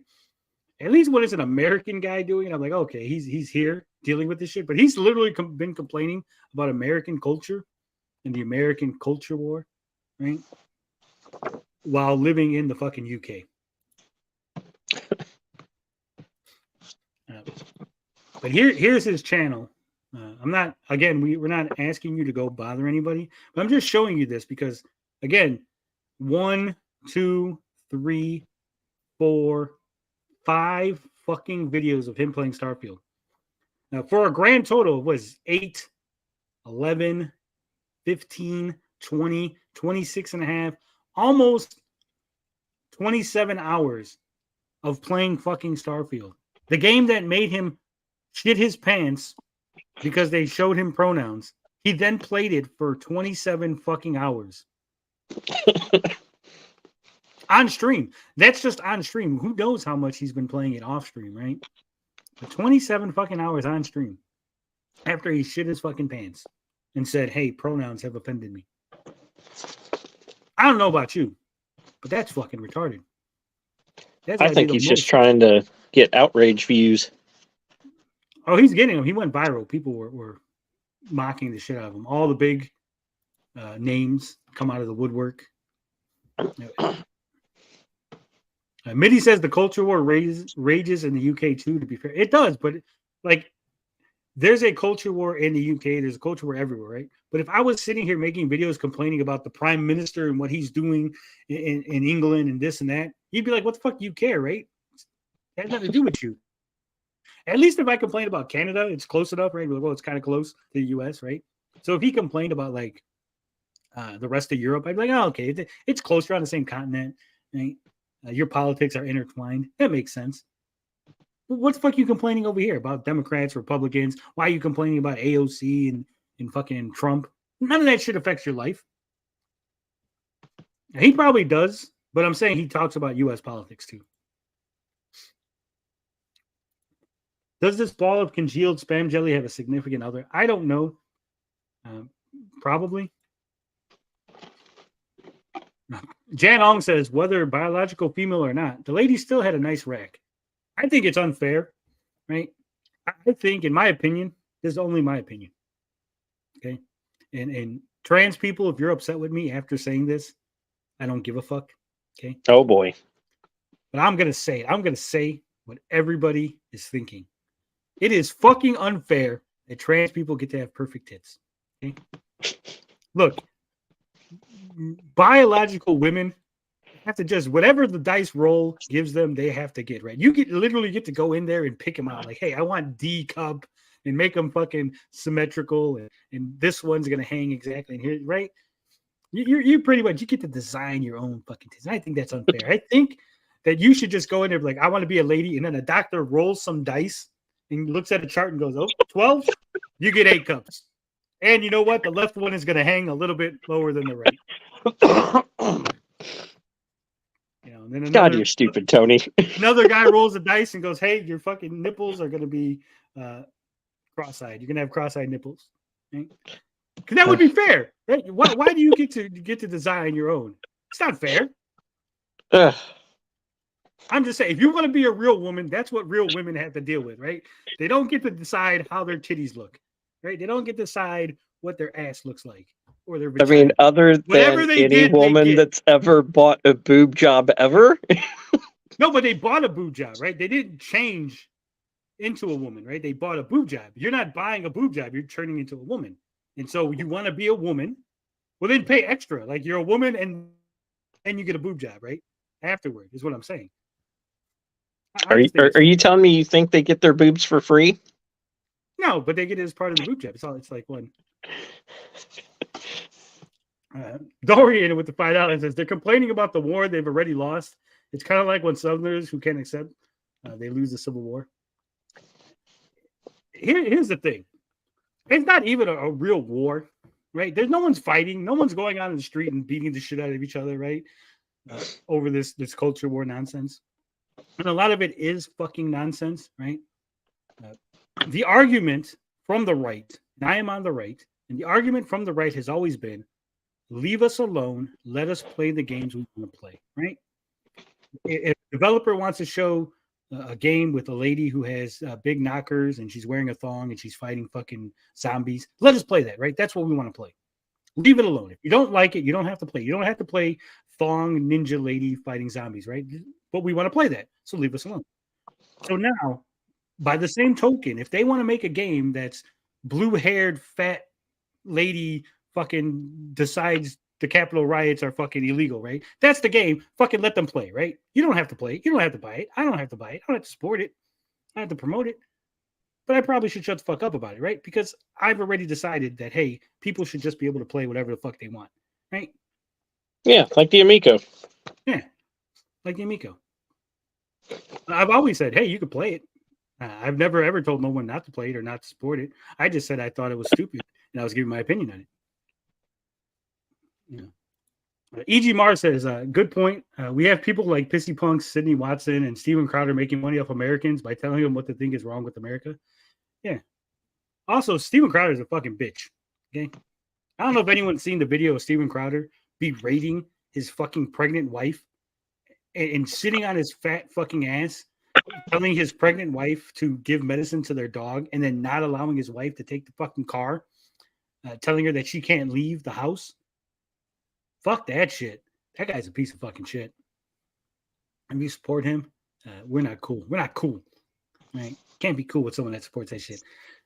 I might not like somebody, right? But if somebody's pregnant, like I've said this before, it is a biological imperative for men, right, to protect pregnant women. It's like fucking human nature. It's what makes us human, right? We see a pregnant woman, we're like, hey, she can't be fucking disturbed, because if she fucking loses that baby, our fucking human race dies out, right? That's like fucking biology 101. And so someone who can fucking attack a pregnant woman, in my book, is like fucking psychopathic, lowest of the low. This guy doesn't deserve any respect. That's just my opinion. Do you disagree? Oh, no. Sad fact is, at least back when I was in college, the two leading causes of death in women, pregnant women, were car crashes and homicide. Yeah. Mike's Gaming Gala says you have to admire the craftsmanship, though. You do. Tony's the type to ask everyone for their pride flag ID to get a boner. No. I could just tell. I have good radar. Finbar says I could have perfect tits, too, if you so wish. I wish. Now, there's going to be a day when you could just design your baby. You can just be like, hey, this is what I want my baby to look like. You know that's going to cause a lot of trouble, Beefy. Because really, think about it. And again, this is not like any slight on anybody. Don't take this as anything other than me shit talking, because that's all it is.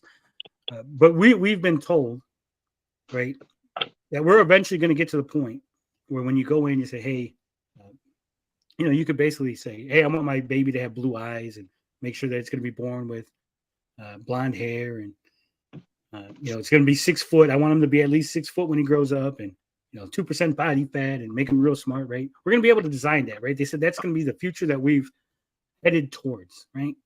F that. That's boring. It is boring. I agree, right? But that's always been like the fear between artificial insemination and all that, right? That's always like, this is the future that you've headed towards, right? Could you imagine you spend all kind of extra money, right? You designed your perfect baby, and then they're like, hey, I don't want to be a boy. I'm actually a girl, and I want to have black hair. And he's like, what the fuck? I spent an extra $1 million to design the perfect baby, and you're now going to change it? That'd just be fucked up. I'm like, oh, And you don't get a refund for that kind of shit either, right? I don't think so. That's the premise of the movie Gattaca. That's what I'm saying. Like we've in fiction and stuff, people have like this is one of the possible futures that we've headed towards. It's just weird. It's just weird. I just find it so funny. Like there's gonna be people literally like who've spent all kind of money to have the perfect kid, only to turn around and be like, "Oh, my kid don't want to be that." See, I didn't even find out what the sex was of my kid. I did. No, I never. That's something I don't want to know. There's very few true surprises in life. I took my wife to the top of the stairs. My wife at the time, ex-wife now, but I said, "Hey, let's have a conversation at the top of the stairs." And I pushed her halfway, and I was holding her as I was on the phone. I was like, "Doctor, what are we having?" I said, "A boy." Okay, and I pulled her back. No. if he said girl, I might have accidentally let go. I'm just saying. Well, that's the best spot if you're going to talk to a pregnant woman, right at the top of the stairs. I'm canceled. Everyone's like, "Fuck Tony, he's terrible." Perfect baby. Doc had sign on the wall, no refunds. Brave New World called it first. Yeah, it's going to be weird. It's going to be weird. Haunted Wiz says Gattaca is epic. It is. It's a pretty good movie. 56K warning says being able to see a sign of autism during pregnancy is the start of it in the future. I don't even know how that's even like to me that's so weird because it is autism is not a physical. It's not like, oh, your baby's gonna be born with one arm, or your baby's gonna have like 3 toes or something, right? It's more of a mental thing, and because it's it's a spectrum, right? It's not like autism means boom, right? It's not like a like I said, you're being born with 3 toes, you have 3 toes, right? It's a 1-to-1. It's like you have autism, like there's different levels, right? So it's like I think it's kind of shitty to be like, oh, would you like to terminate this baby that has autism? Like it's kind of not a future. We shouldn't allow that. Is what I'm saying. It's not quite eugenics, but I think it's like we're right there on the grayest of fucking gray lines, right? I think people have value, is what I'm saying. Maybe I'm not expressing it very well, but I'm just saying. No, I know what you're saying. That's like hey, what's up? What's John? the test called? It's about trying to find out if your kid's going to have Down syndrome or something. I'm drawing a blank on it, but we didn't even do that test. Yeah, I didn't do that either. It's like it doesn't matter. I'm going to come out. Hopefully, the kid doesn't look too much like me, and I'm going to love him. What's up? JDA's in the house. He says, "Good evening, Riververse fans." What's going on, John? We were just talking comic books. We were talking old comic books. John's too late for the conversation. He is a author, comic book writer, shit talker, prolific troll, best friend of Saggy Melons.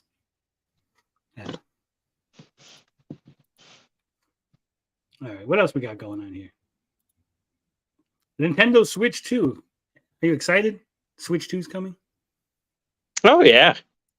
It's been coming for like the last 40 years. Nintendo has the biggest set of blue balls because they haven't came with the Nintendo Switch 2, but it's been fucking, it's coming. They've been fucking edging for like the last 4 years, right? Eventually, everyone saying that it's coming is going to eventually be right. You guess enough. Yeah, we'll get it. You say enough, it's eventually going to happen. Unless Nintendo goes out of business, right? Before it releases, like, fuck. Yeah. Which that's something that everyone's been saying since, like, geez, the N64 GameCube era. It's like, oh, Nintendo's done for. It's like, whatever. Eventually they'll get it right, probably, but just guessing at this point.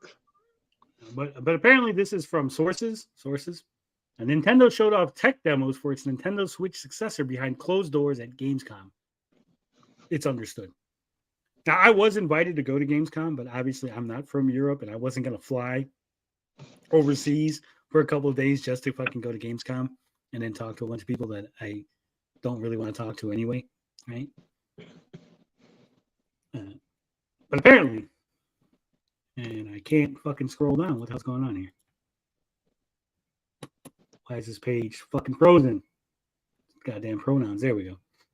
So apparently, Nintendo includes a diagram with the patent which shows a 450p image being upscaled to a 1080p one. It does, however, mention that other upscaling processes include upscaling to 4K would be possible. So they're talking that it's basically going to be a Switch, that it's still going to be portable, it's still going to be dockable, and it's going to upscale to 1080p. It's going to be the equivalent, I think, what they said of a PS4. Originally released to showcase the power of PlayStation 5 and Xbox Series X, they used the Matrix Awakens Unreal Engine 5 tech demo. The Switch successor will support raw power. It does not mean it will support raw power anywhere near that of PS5 or Xbox. So, but I think they said somewhere else that it was going to be like a PS4 in power. I'm not really excited. I'm not. It does not really grab me. Like I said, I have a Switch. I've played it a few times. I did enjoy Ultimate Alliance 3. I hope they make a new one. Come on, do it, Marvel.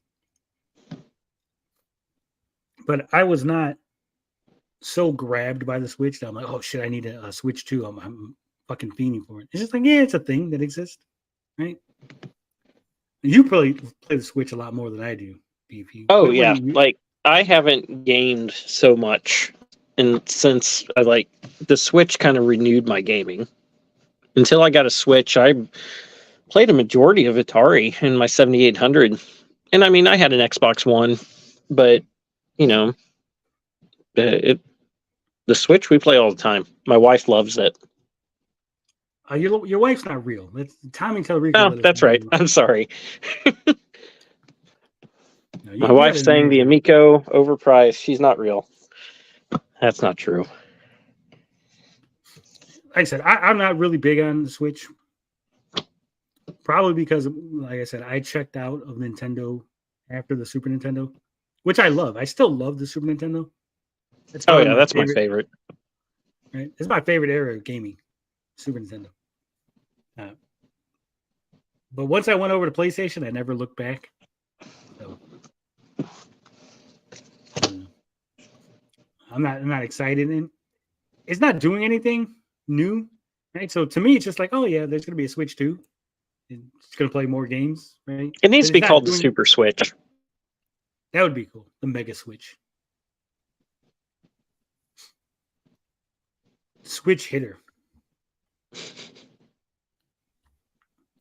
But like I said, it's not doing anything unique, right? It's just going to be a more powerful Switch, so it's not exciting to me.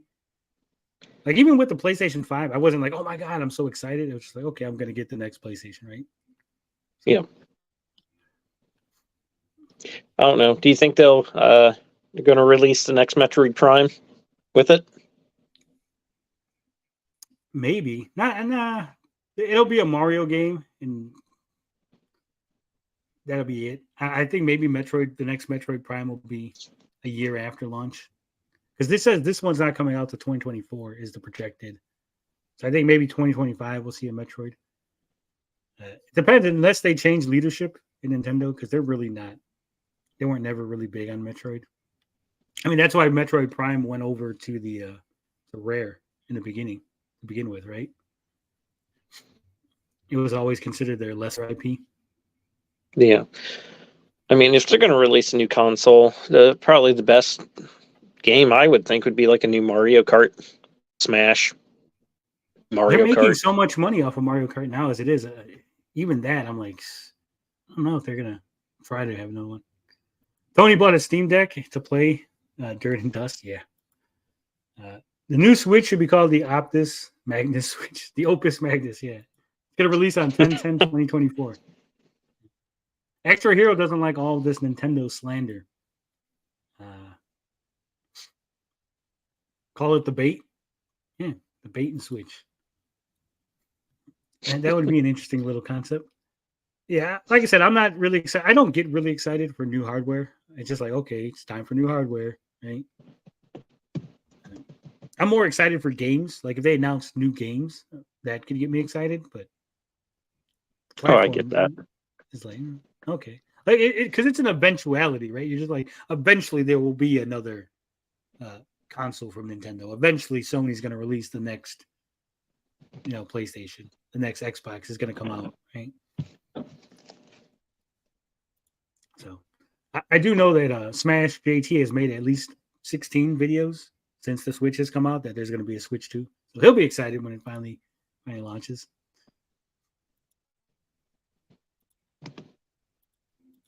All right, last little thing that we got to go over. A former PlayStation boss views Apple and Amazon as big threats to the games industry. Sean Layden says companies like Google and Netflix are also seeking to disrupt the sector. They're going to be disruptors. Oh, geez. I've heard that before. Yeah. Former PlayStation executive Sean Layden has suggested that big tech companies that are non-endemic to the games industry pose one of the biggest threats to the business in its current form. All right, so basically what he's bitching about is he's saying that some other company like Google or Netflix or Apple are going to come into the gaming space and change the way people buy games. The way that, Apple changed the way people downloaded music, right? Yeah. And so basically what he's saying is that companies like Nintendo, Sony, and Microsoft are going to have their businesses disrupted by some outside force and being forced to change to this new outside force's way of doing business. And he believes that this could be detrimental to both the gamers and the industry as a whole. He's very against the consolidation of gaming, as I am. I think that if we consolidate gaming to one company, it's going to fuck us all over. Prices will skyrocket. It will be taken advantage of. Oh, yeah, it's nice to have variety there. But other than that, I don't think from the gamer side of it, if an Apple or an Amazon came in, used their money to buy their way in, and they started offering cheaper games, right, to compete, that's only going to be a benefit for us, right? If they start throwing money around to revive old franchises or to get companies to release more games, I don't think that's bad for us, right? I think the industry already is bloated. I think the budgets for games are getting way too fucking big, especially voice actors. And I'm sorry to say this, but voice actors, all the fucking overhead, all the virtual transactions. We don't need all of that, right? We definitely don't need all that. No. And so I do think some of these smaller AA, single A companies, they're gonna dominate. Right? The AAA is gonna fucking get themselves out of the business. They're gonna fucking, the bubble is gonna fucking burst on that. And I mean, isn't that kind of basically what Nintendo's doing? Basically. Super J says disruptor is the most overused term. It is. Google and Apple see how they're scamming their customers and they want to get in. They want to get in on some of that shit. Now, the 2K Madden community would disagree with you, Tony. Probably. Fuck those guys.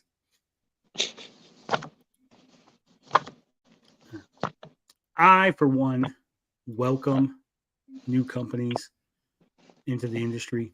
It's only going to be better for us. Have more product, more options, more choices. It's going to force other companies. It's going to force Microsoft, Nintendo, or Nintendo's already doing, but it's going to force Microsoft and Sony to start running lean, right? Offering product over fucking hype, offering good experiences, right? Because when you got more companies fighting for your dollars, they got to provide a better service, a better product for your dollars, right? So I think it'll be good for us. But that's all I got this week. You got anything that you want to talk about before we hit them polls? Oh, I think I've said about all I can say about much of anything. I'm boring, Tony. I am boring. Nah, I don't have much to say. This has gotten me to focus on organizing. I can message John De La Rose if you guys want. We can see we can get him on the show. That hypothesis hasn't played out in the streaming realm, though, has it? Yeah, but streaming's different. And remember, when Netflix, Netflix had consolidated everything, and then when other companies came in and unconsolidated, that's what fucked us over. But because Netflix was the only business, that's why it was good for a while. Right? But eventually, it's going to work itself out. Let me see. I'm going to send a DM to John. See if he wants to pop on. I can have it. I mean, he was in the chat. He might have something that he wants to say. I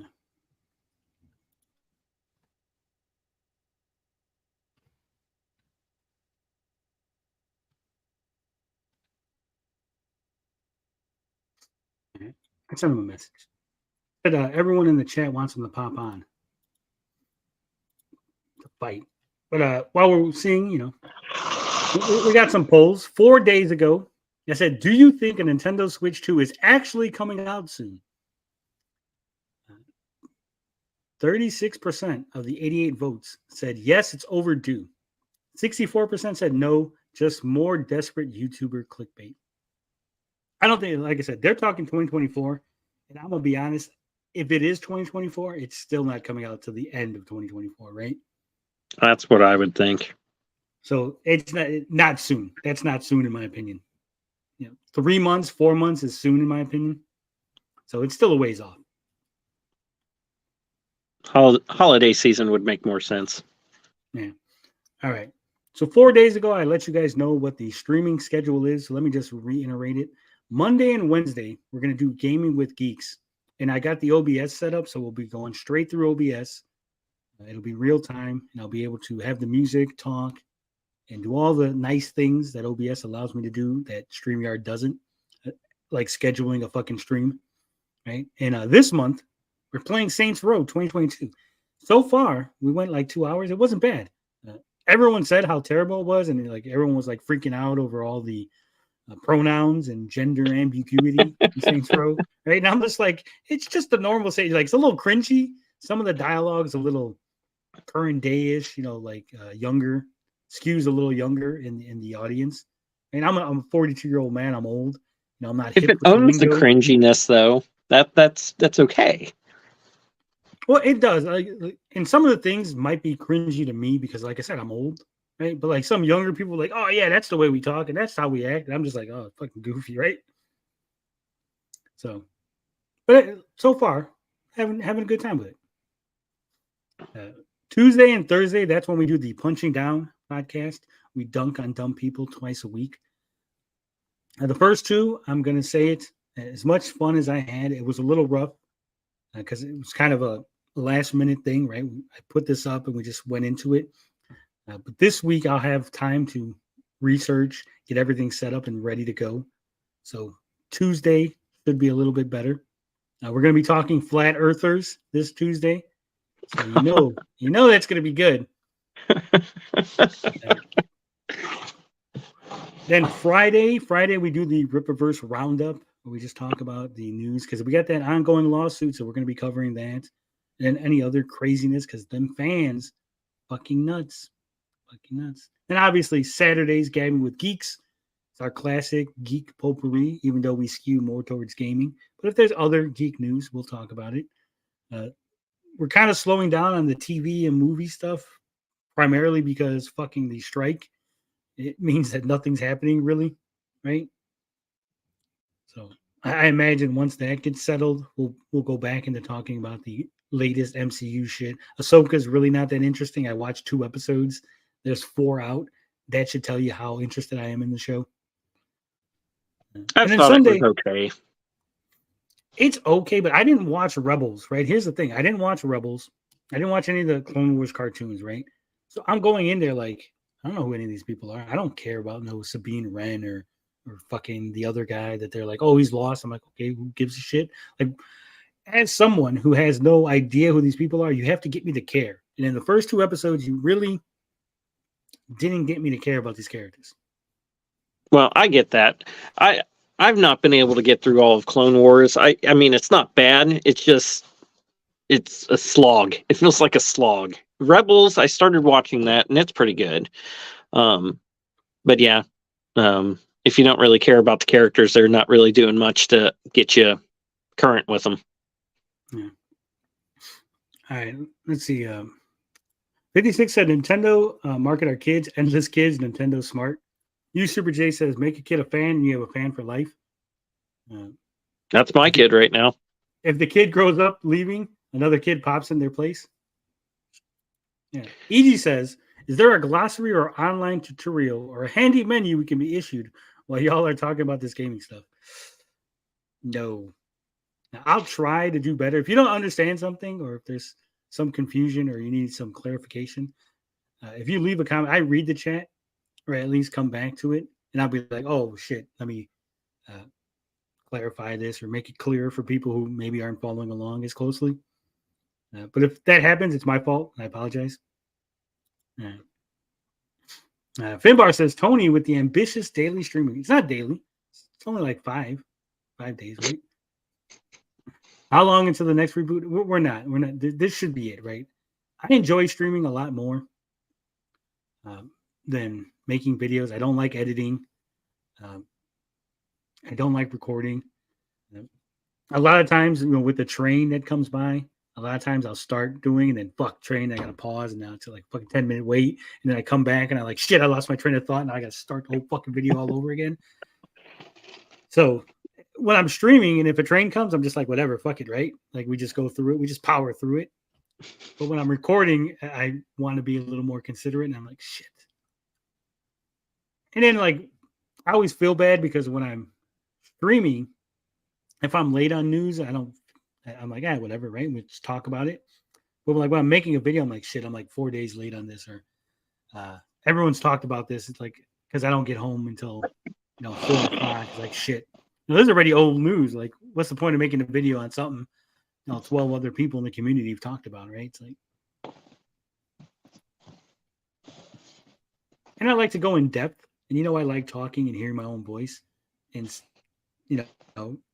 not always, it doesn't translate well to a video, right? When I'm making a 2-hour video on a single fucking tweet, it's not as exciting. People don't like to hear that. But when I'm doing a stream, for some reason, I could talk for 2 hours and you guys are like, yeah, we'll hang out the whole time. So that's fantastic. E.G. Mars says, can we make suggestions for punching down targets? Yes, you can.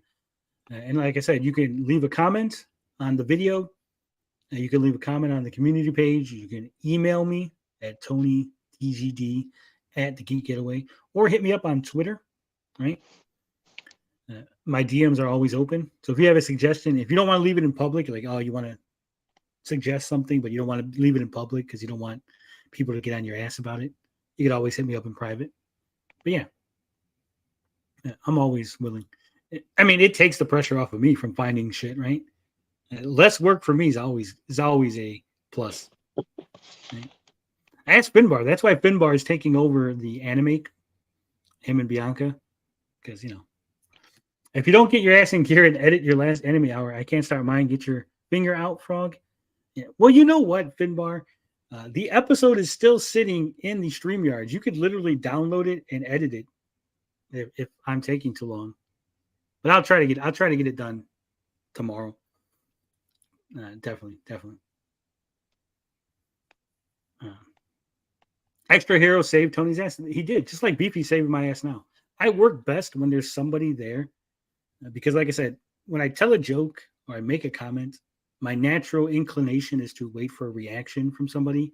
And because the audience doesn't have that, I can't hear you guys. I don't get that feedback that I need. Like, oh shit, I should not have said that because it was dumb, or oh shit, that was funny, I should keep going, right? But with another host, it allows me that immediate dopamine hit, and I get that feedback, and it helps. Nah, fuck that, I ain't touching your cast off. All right, I got you.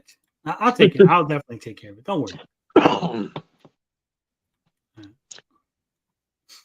So what anime are they doing next? I don't want to spoil the surprise.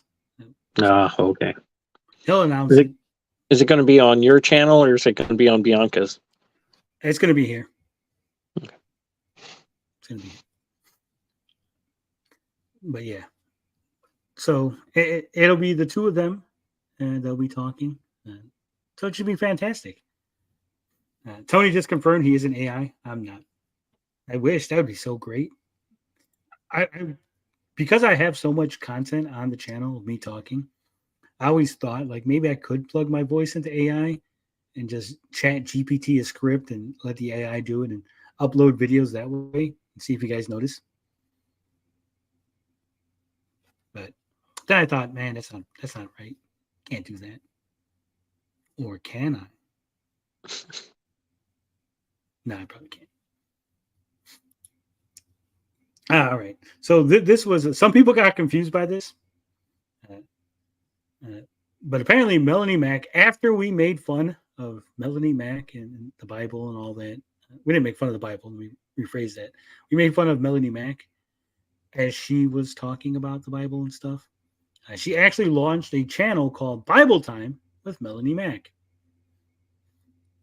I'm not saying we're responsible for that. I'm just saying it's a very weird coincidence.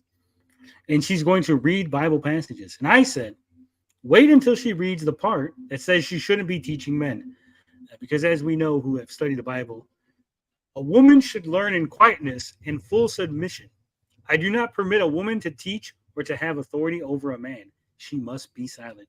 1 Timothy 2:11 through 12. Right? So that should be interesting when she tries to explain why she shouldn't have been teaching the Bible to men to begin with. Gotta love hypocrisy. All right. This is one that was Jan Ong was on my ass for weeks. All right. After I put up the 80s cartoon one, he was like demanding I do a 90s one. So I said, what was the best 90s cartoon? The choices, because these are my 4 favorite. Okay, that's why the choices are what the choices are, right? Because these are the ones that came to my mind. Gargoyles, X-Men, Batman the Animated Series, The Tick, or other. Comment below. Batman the Animated Series dominated. 58% of you thought that was the best 90s cartoon. I agree with that. Personally, if we only count the original Batman the Animated Series and not the like what was that last season? Batman and Robin or something. Yeah, but it was still Batman the Animated Series. But it was like Batman and Robin. It was like where Dick Grayson grew up, became Nightwing. That season, I think, is pretty weak. They changed kind of the designs, some of the characters in that season. I thought that season was weak. Same thing with Gargoyles, right? The Gargoyles, the first 2 seasons were really good, and then the last season, with like the time travel and all that shit, it's kind of weird. What's called was like Gargoyles, Goliath's Quest or some shit like that was like the subtitle of the season. I thought that was kind of weak.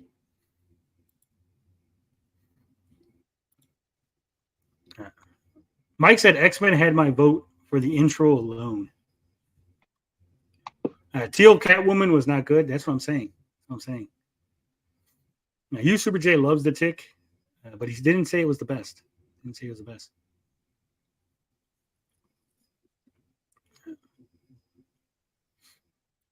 Jan Ong gives what Jan Ong wants around here. That he does. He's a big supporter, so we love him. 56 says Batman Beyond is my Batman. Now Batman Beyond was good too. That's good. I thought Batman Beyond was good for being a future Batman series. It tied in well with the animated series and everything. It was logical in its conclusions towards the future. Batman Beyond, good. Spider-Man, as much as I love Spider-Man and Marvel and stuff, I think that cartoon was pretty weak. Like, when I was growing up watching it, I thought it was good, but then going back, I'm like, yeah, that's kind of silly. Like, there was no guns. Some of the violence was toned down. They had that weird thing where, like, Hydro Man was dating Mary Jane at one point. It's like, what the fuck fuck is this? Like there was so many changes and stuff to the Spider-Man mythos, and it wasn't great. It wasn't great. Finbar disagrees though. He says the fact that the '90s Spider-Man isn't on here is a goddamn travesty. It was awesome. Jan Ong says Captain Planet and the Planeteers has my vote.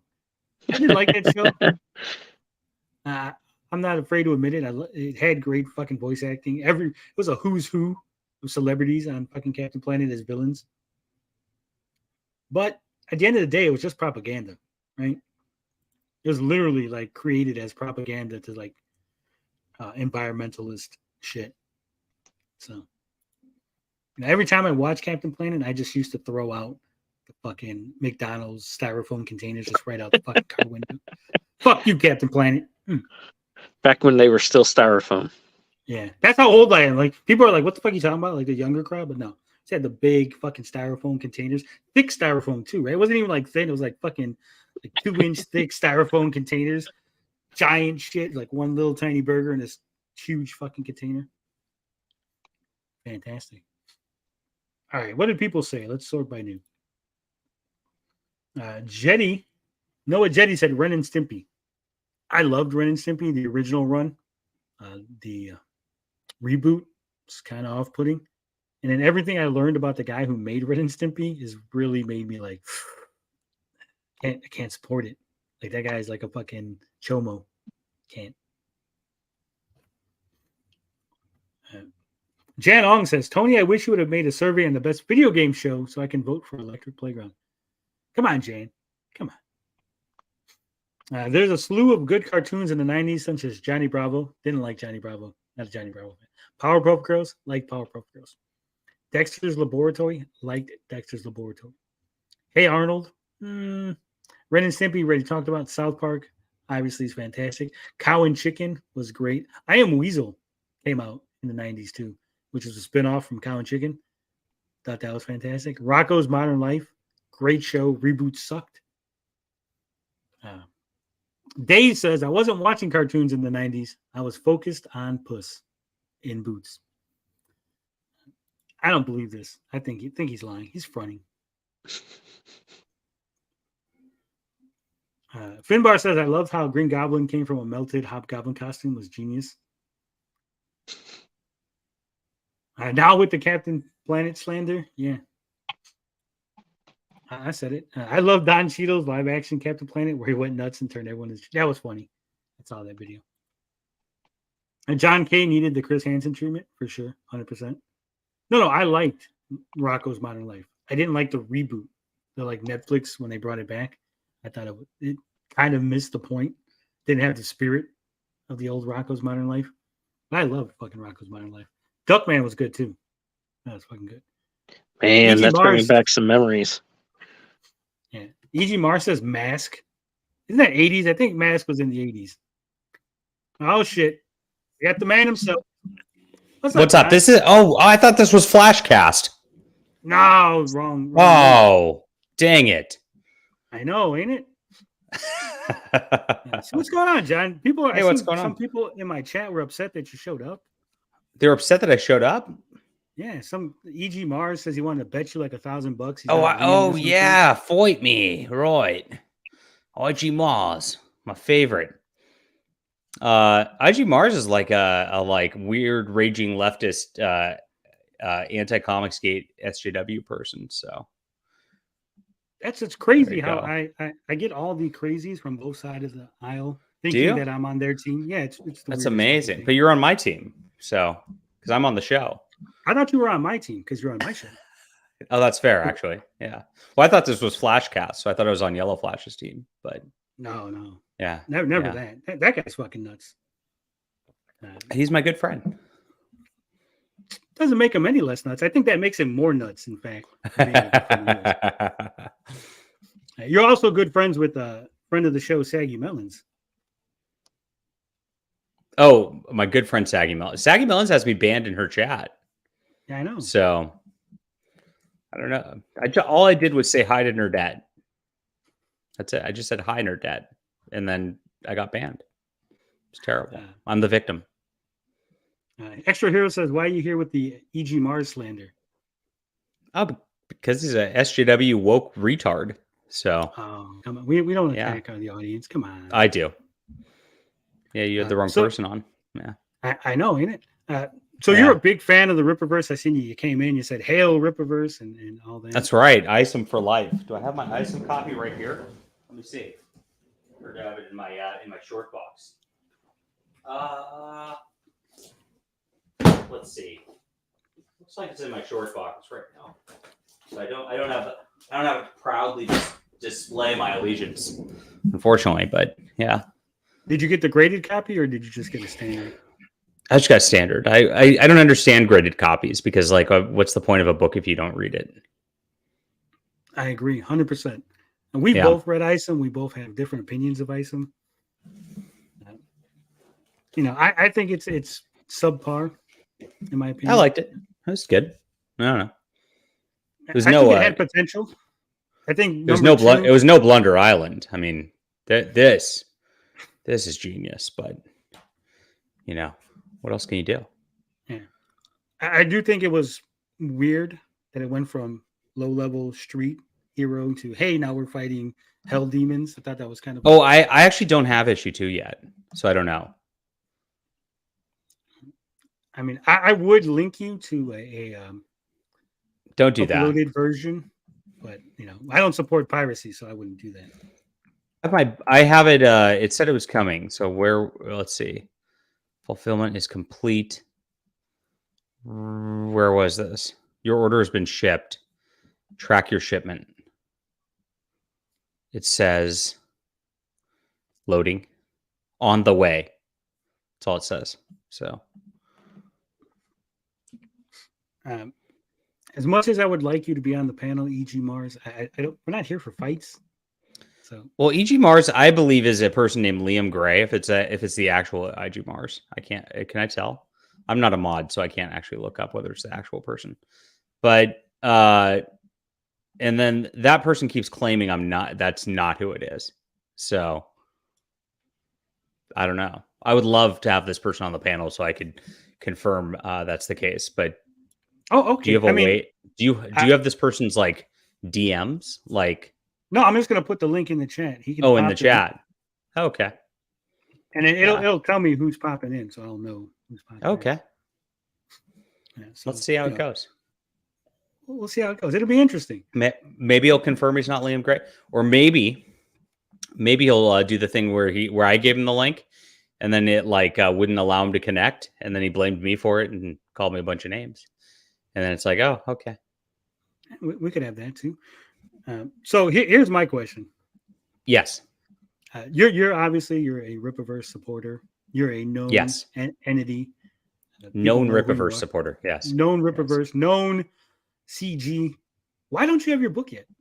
Why shouldn't he have flagged that? Say, hey, shit, that's. Oh no. So I actually fucked up, and I think it was the how the first 3-4 days when this website wasn't working.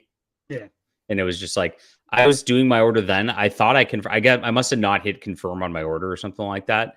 And so I did not, the book, I didn't buy it. And I thought I did. So it took me, I was sitting there, everybody's putting up their reviews and I'm like, where's my book? So I logged into the thing and it's oh, it didn't actually, it's not in their system there. So, and then I went back through my credit card bill and I was like, oh, it never charged me. This sucks. So I went and bought it towards the end of the campaign there. So it's not his fault. It's my fault. User error. It is user error, but I would think. Yeah. And again, that's just me. I would have been like, oh shit, John, didn't you order a book? Oh, let me check. Oh, let me just make sure we ship that one out to you as soon as possible. Well, I didn't DM him about it or anything. I mean. All right. So E.G. Mars, his thing has popped up, but it says device is not connected. Faker again. Fake out again, Liam Gray. I don't know if it's Liam or not. All I know knew is it. We had an issue with who the hell came in the other day? Someone else came in. You have to turn on your mic. You have to allow the StreamYards to let your mic work. This is what he did to my program too, and then he pretended I was not brave enough to let him in. So yeah, this is a shtick, I think. And I will take a screenshot showing that he's backstage. Oh, I see him backstage. He said hi.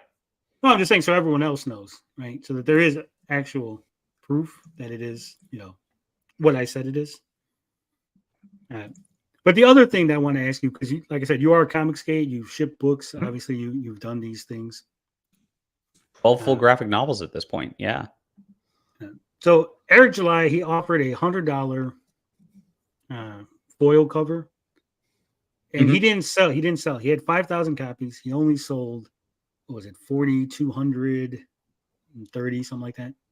He had like 769 left over.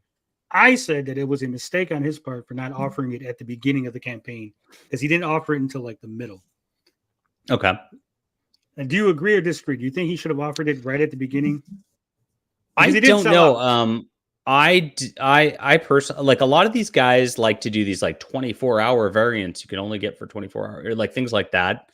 And what it does for your campaign is, like, if your campaign's slowing down and all that, it gets it reinvigorated again, right? Yeah. So there is possibly something to doing that, and a lot of people who are successful do that.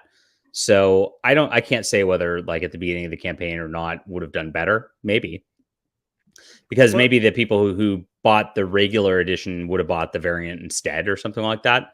But I think he captured the people probably who were going to buy multiple covers, right? Yeah, well, that's what I said. I said he probably would have gotten a couple more to buy the variant, because if it was at the beginning, people were already buying 2 or 3 copies. They might be like, "Oh, fuck it, let me get one of the $100 ones," right?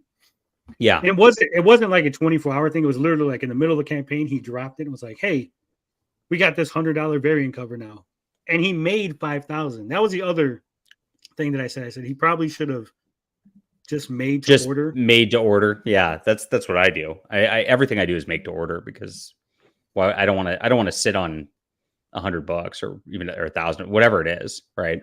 So Beefy's showing ISOM number 0. He's got the prequel. That's funny. Nice. Yeah, I make to order. I don't do a lot of variant campaigns. My current campaign, I guess I can chill because I'm here. Yeah, always. But I'm very much like try to cater to just readers, and a lot of like the criticism of people in our circles is like, the readers are not, like, people aren't buying to read; they're just buying to support YouTubers and all that. But I've got 18 novels out on Amazon. The vast majority of my readers probably don't know who I am, which is great, because if they did, they probably wouldn't like me. And so I'm used to that. So when I do this, like this campaign for Flying Sparks Companion, which is, these are standalone superhero stories, which are totally, like, if you've not read my stuff before, great place to start. But I've just got like the Flying Sparks Volume 1, Flying Sparks Companion, Complete Flying Sparks, and Complete Comic. I've got no frills, no hats, no stickers, nothing, no variant covers, just a book. And maybe I'm leaving money on the table by doing it this way. Maybe I'm just like not creating that hype or whatever. But I'd rather just have people read, like, for the most part. Now, for my next campaign is going to be called Top Grift. I'm going to have like 10 variant covers. And they're going to be actual comics, or? Actual comics, yes. That's my brand. So I'm going to do that for Top Grift, where there's like 10 variant covers. But I mean, that's the title of the campaign. It's a top grift. The whole point's grifting, right? Yeah, so we do everything in my power to grift as much as possible on that campaign. But for this one, like, this is Flying Sparks. This is my superhero epic. I've been trying to, this is like my like answer to Marvel and DC.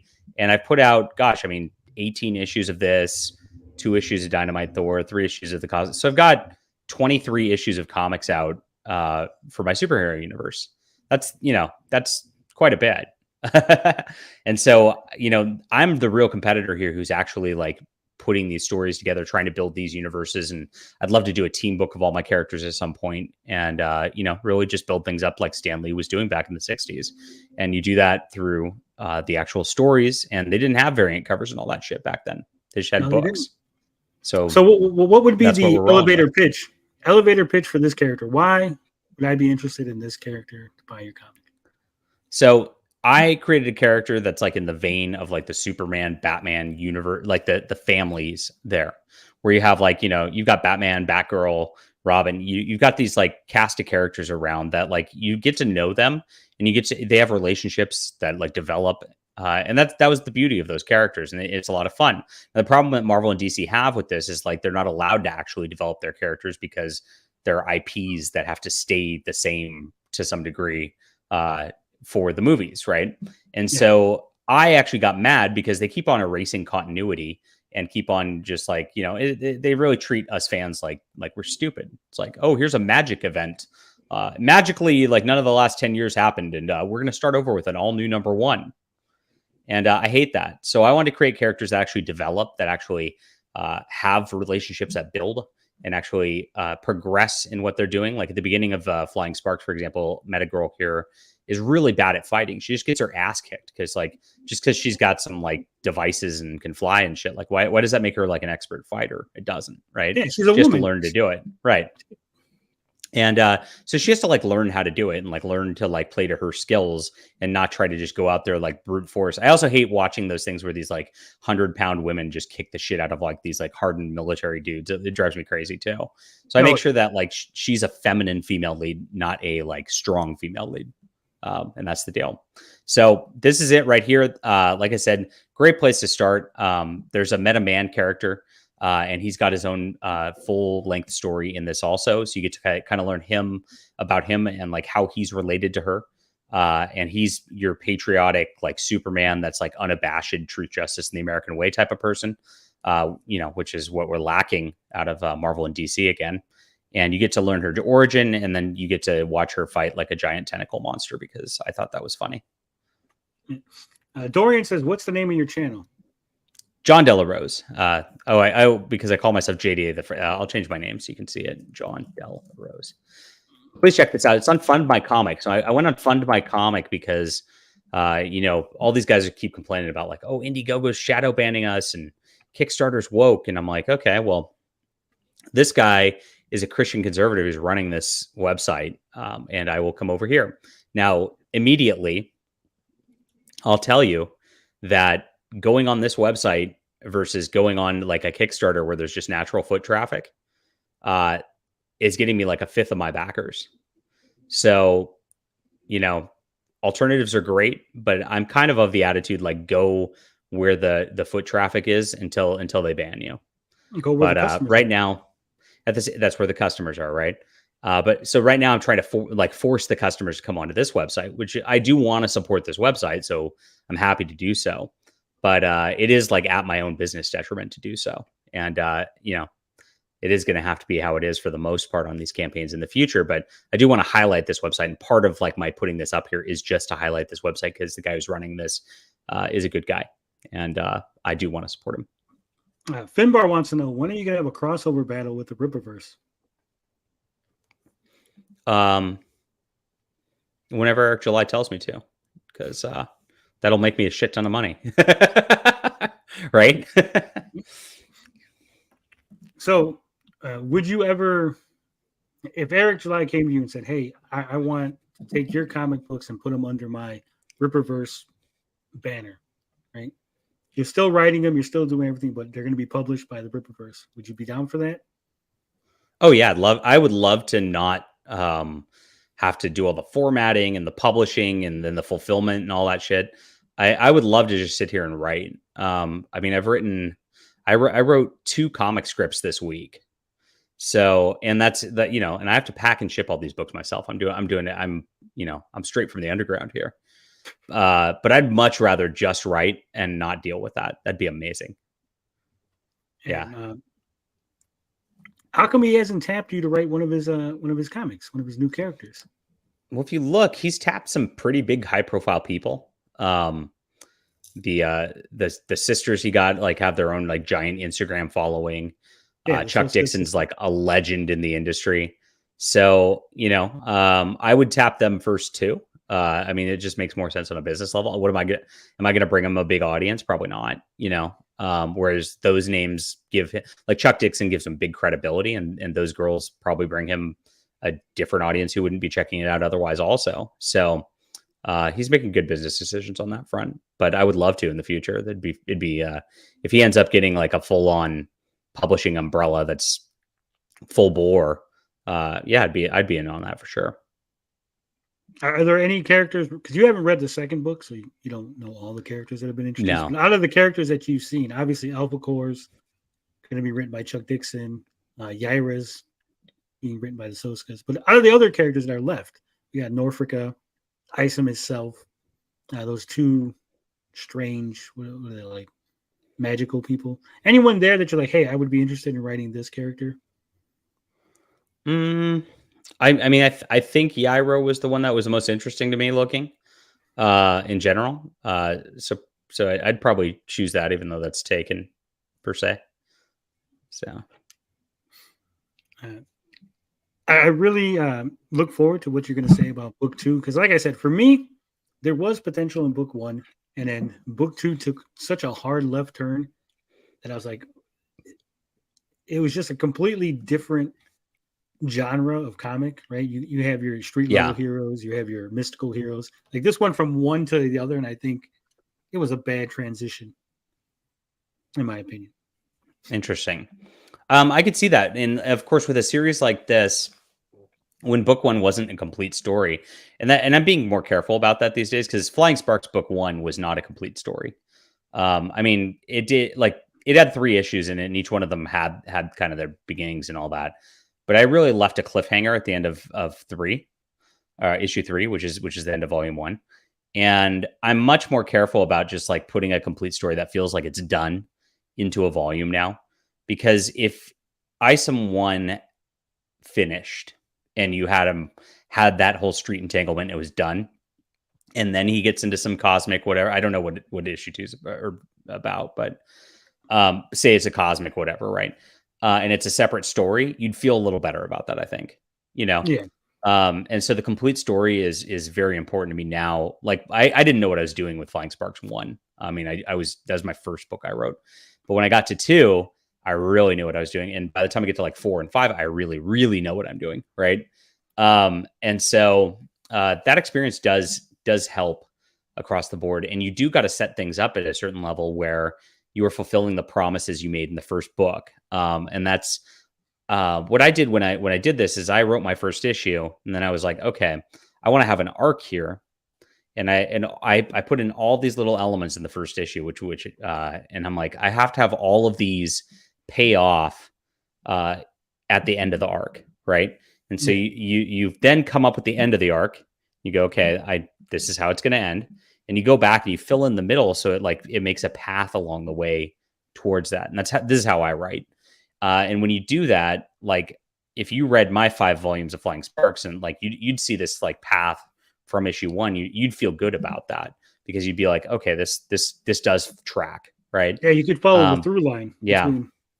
Events. So it's difficult when you're setting up a completely separate thing without fulfilling the first one. Right. And I think that might be what's suffering here. So yeah, I don't know. I'm speculating because I haven't read it yet. But yeah, there was a lot of things set up in the first book that were either dropped, or it looks like that they're. Yeah, I don't want to spoil anything, but some of the things in the second book kind of make it seem like the Yaira book is going to handle that storyline. Right. Yeah, and the Yaira thing was probably for me the most bothersome thing out of issue 1. And I think I critiqued that on my review.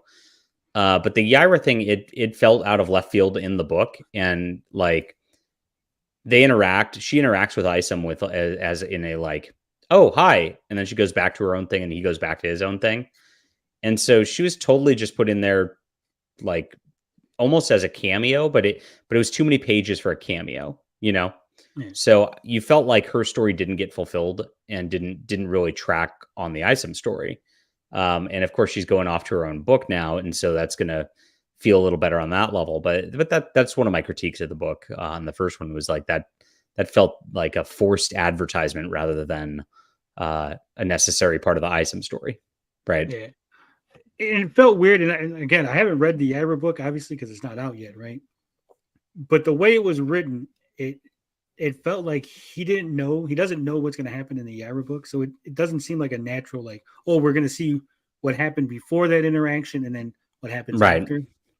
Right? It just like if said, it just came like- back, if Yaira showed up and came back or something like that towards the end of the book for some, like that would have fixed that, right? Does she show up in issue 2?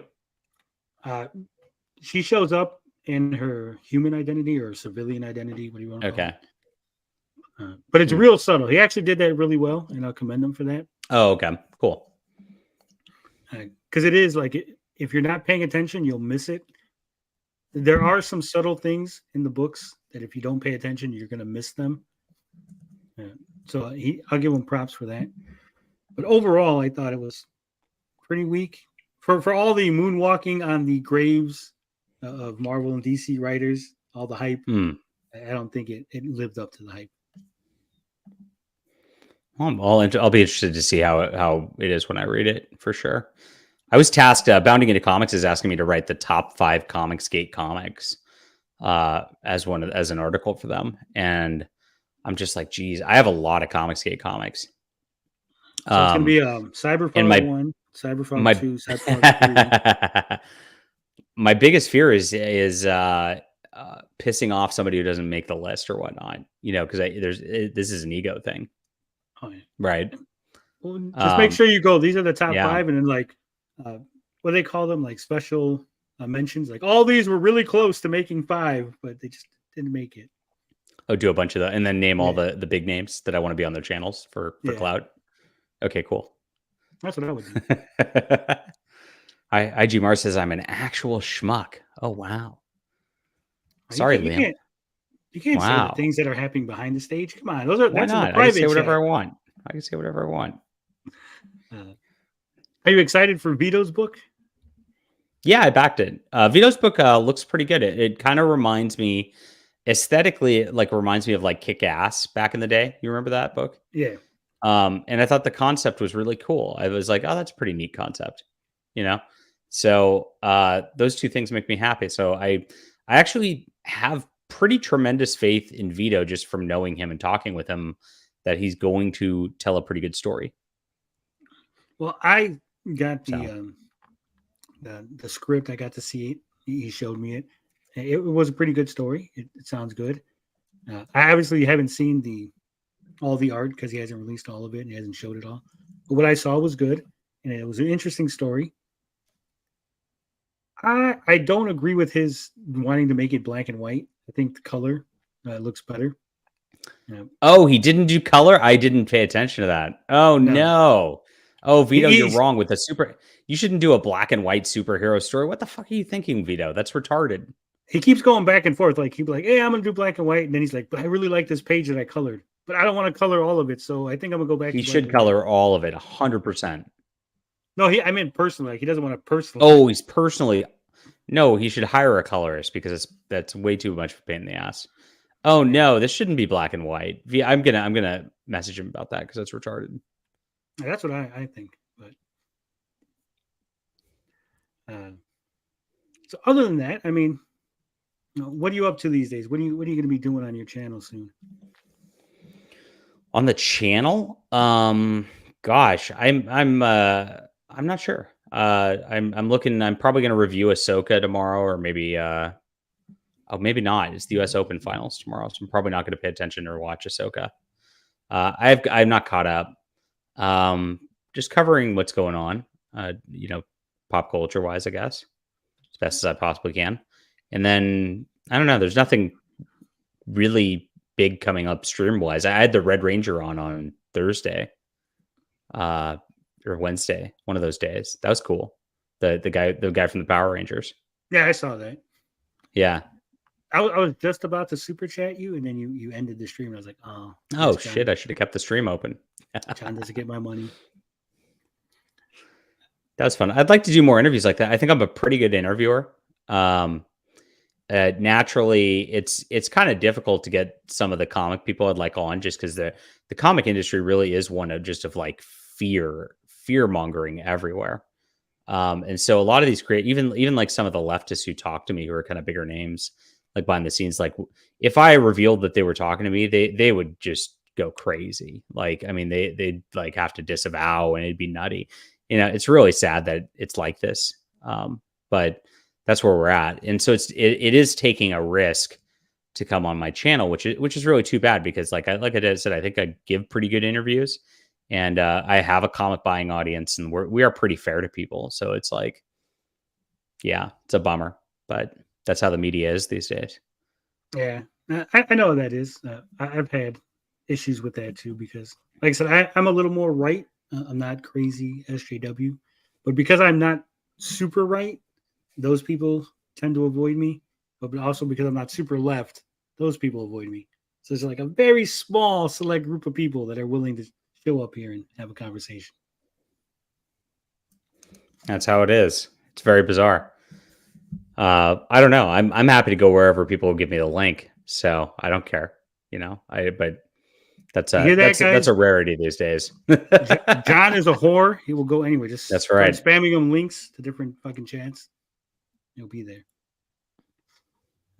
So, what were your thoughts on the big heels versus babyface spurg out over Starfield? I think that was fantastic.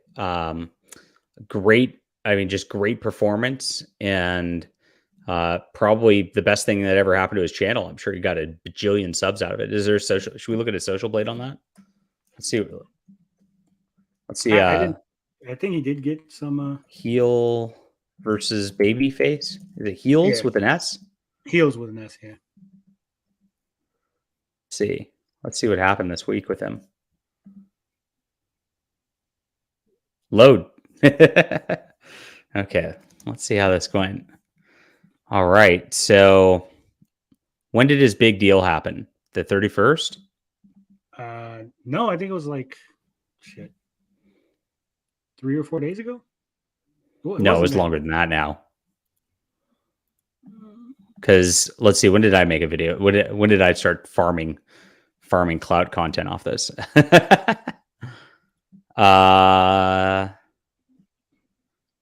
I did on September 3rd, and so it at least came out September 2nd. So it might actually come out on the 30th, because it was over that Labor Day weekend. So if you look at the stats here, subs wise, let's see, 339, and then Sunday he got look at it, flat, 3,000, 3,000, 2,000, 1,000, 1,000, 1,000.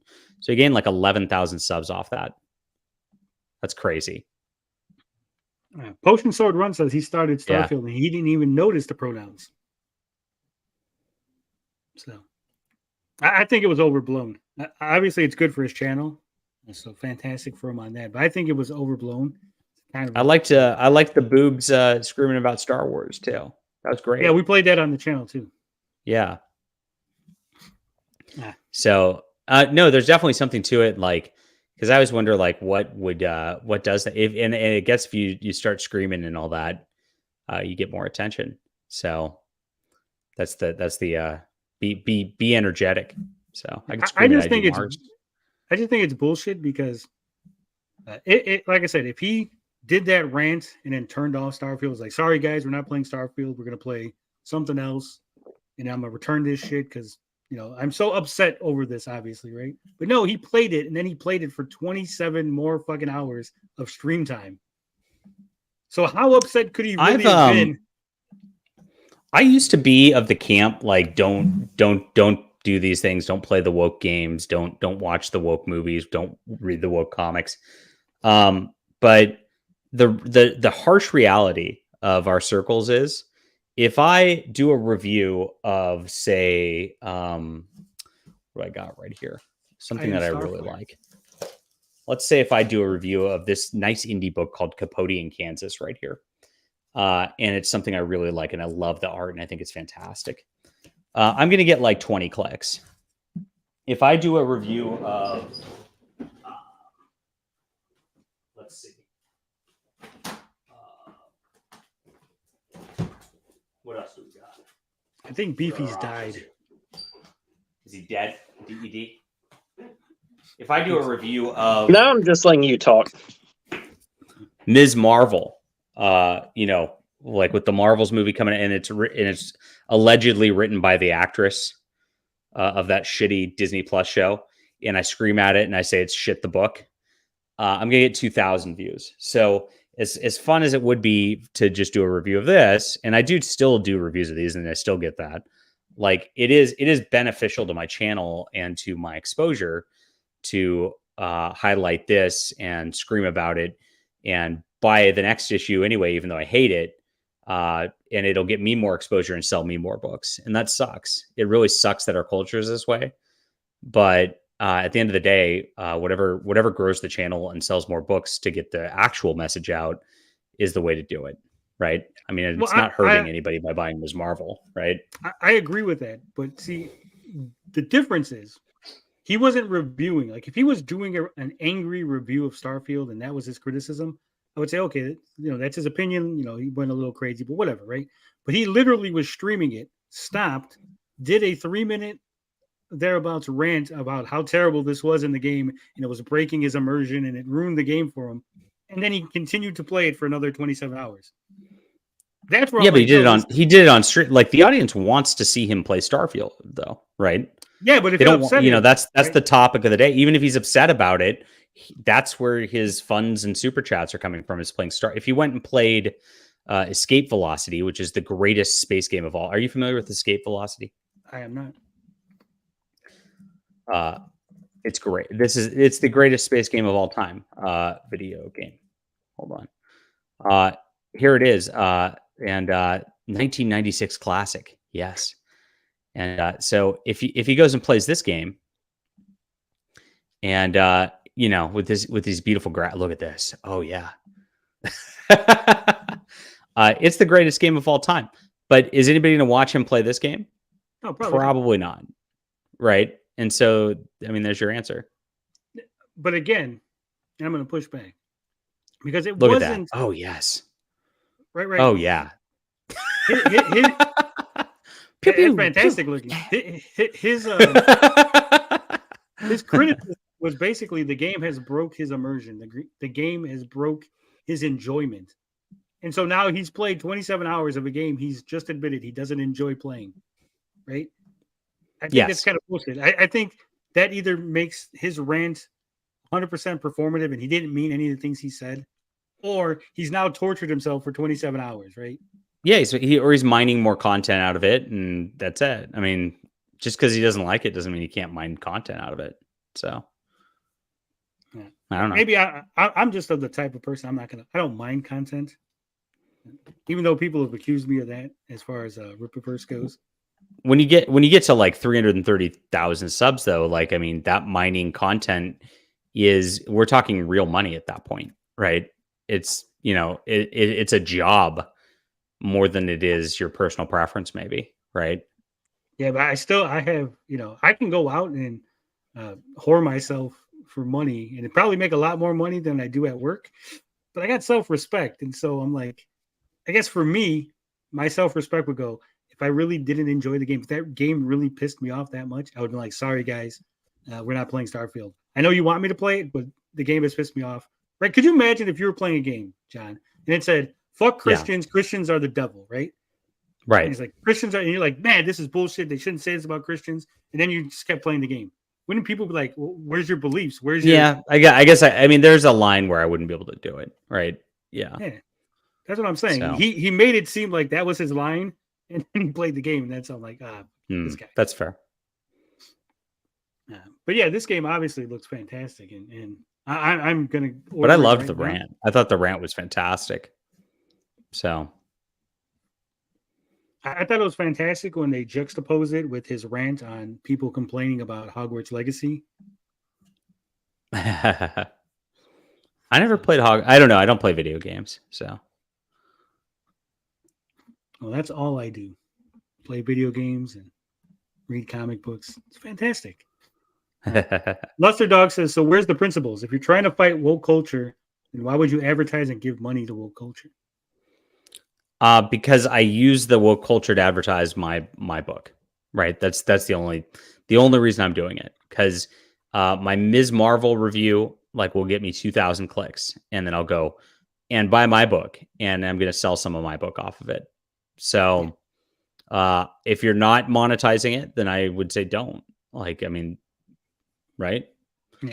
But at the end of the day, we are in a culture where people do want to talk about Marvel, about Star Wars, about Star Trek, and just like the shit they know. And I actually took a class for marketing and advertising for content creators a few years back. And the first thing they told you was this: is nobody cares about your content and about you. And the thing that businesses, and that if you're a content creator trying to get attention, trying to make your brand sell and work, then you got to not just sit there, because you've seen a lot of these comic guys and they're just like, oh, my comic book story has been a passion project for the last 15 years. And then they got 2 people watching the channel. Right.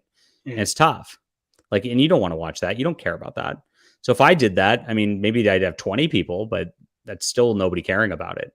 So you got to talk about what people want to talk about to get them interested and in the door is the main goal. And these are 5-minute videos which is literally just getting them in the door. And it's definitely worth the time to do that. I've seen tremendous explosion in my sales, in my channel revenue, in my following over the last 3 years since I kind of shifted in this attitude. Because I used to totally have this attitude of like, fuck that, I'm never buying a Marvel book. And that all it did is just not get me clicks. And I should have been doing this and making more clicks sooner so I could sell my books better. It's sad, but it's true. Yeah, I understand that. I mean, that's the honesty. Yeah, we have 11 people here. If I threw on a Ripperverse, if I was like, hey, we're going to talk about Ripperverse, we'd have like 30, 40 people. You would. Yeah. That's why Nerdette's doing that on all of her streams, right? So that's why she's doing it. But like I said, for me, I can't bring myself to do that. I know that this is what's going to bring in the clicks. I know this is what is. I totally get it. Yeah. I just can't. Like, I don't know. Maybe I'm from a different era. Maybe if I was younger, I just didn't care. But I'm set in my ways. I'm an old man. So. I totally get it. And I think if you're not building a business or if it's a hobby or whatever, like, I mean, does it matter? No, but I want my next book. I want my next Kickstarter book to go bonkers. So it's like, I need to have the subs to do that. Cause I mean, let's be honest, like people, look at it. You'll just look at anybody with sub counts and what their books are selling on these crowdfund platforms, and there's a direct correlation, right? Yeah. So did Vito's book sell better than your book, or? Oh yeah. Mm-hmm. How does that make you feel? First time comic book writer selling better. It makes me feel like shit. Because but no, I mean, Vito's got a giant platform. Again, like I already know how the game works, so I can't complain about it. Like, I mean, you could. You just would sound like a whiny bitch. But... I'd just sound like a whiny bitch, right? Yeah. I don't want to be a whiny bitch, so yeah. I just backed his book, and I hope it's good. That's all you can do. That's the toughest thing about doing this, or even trying to get an audience, right? You know what sells, you know what people want to see, but there's your personal politics, your integrity. There's an artistry thing too. Like with Flying Sparks, Flying Sparks here has sold over 5,000 copies for the whole series, right? Which I've been grinding this since 2018 to get that number, right? And I know that having a girl with like kind of like a ice skater uniform type of thing, it's a very classic like 70s or 60s style look, right? For just the design of the character. And then the actual content is very 80 probably late 80s style DC Comics, right? I know that in my audience circles, like Rob Liefeld 90s guns and like if she had a shirt that like went down to her belly button and you could see the side boob, like, like that's what they want. But I also don't feel artistically like compelled to do that. Like, cause I really like the Silver Age and Bronze Age sort of storytelling, like aesthetic. I think there's like a little more hopefulness there. I think there's a little more like heroism there. And I think the 90s stuff is a little darker and edgier, and it's like edgy boy for the sake of edgy boy a lot of the time. So I don't want to do that. So I do make my artistic decisions based on sort of what I want artistically. Right. And, but even though I know it, Yeah. So if Marvel Yes. came to you, Marvel said, "Hey, we're gonna back up a dump truck full of money to buy your characters, put them in the Marvel universe," would you sell? Yeah, for sure. Why not? And then I'll We're just gonna make put new characters. Heather Antos on your book on your characters. That's fantastic, because like if they paid me that kind of dump truck of money, then I could just make new characters and write better book, like do it again, and then let them fuck theirs up, and then do it. If they hired me to write, I'd do it too.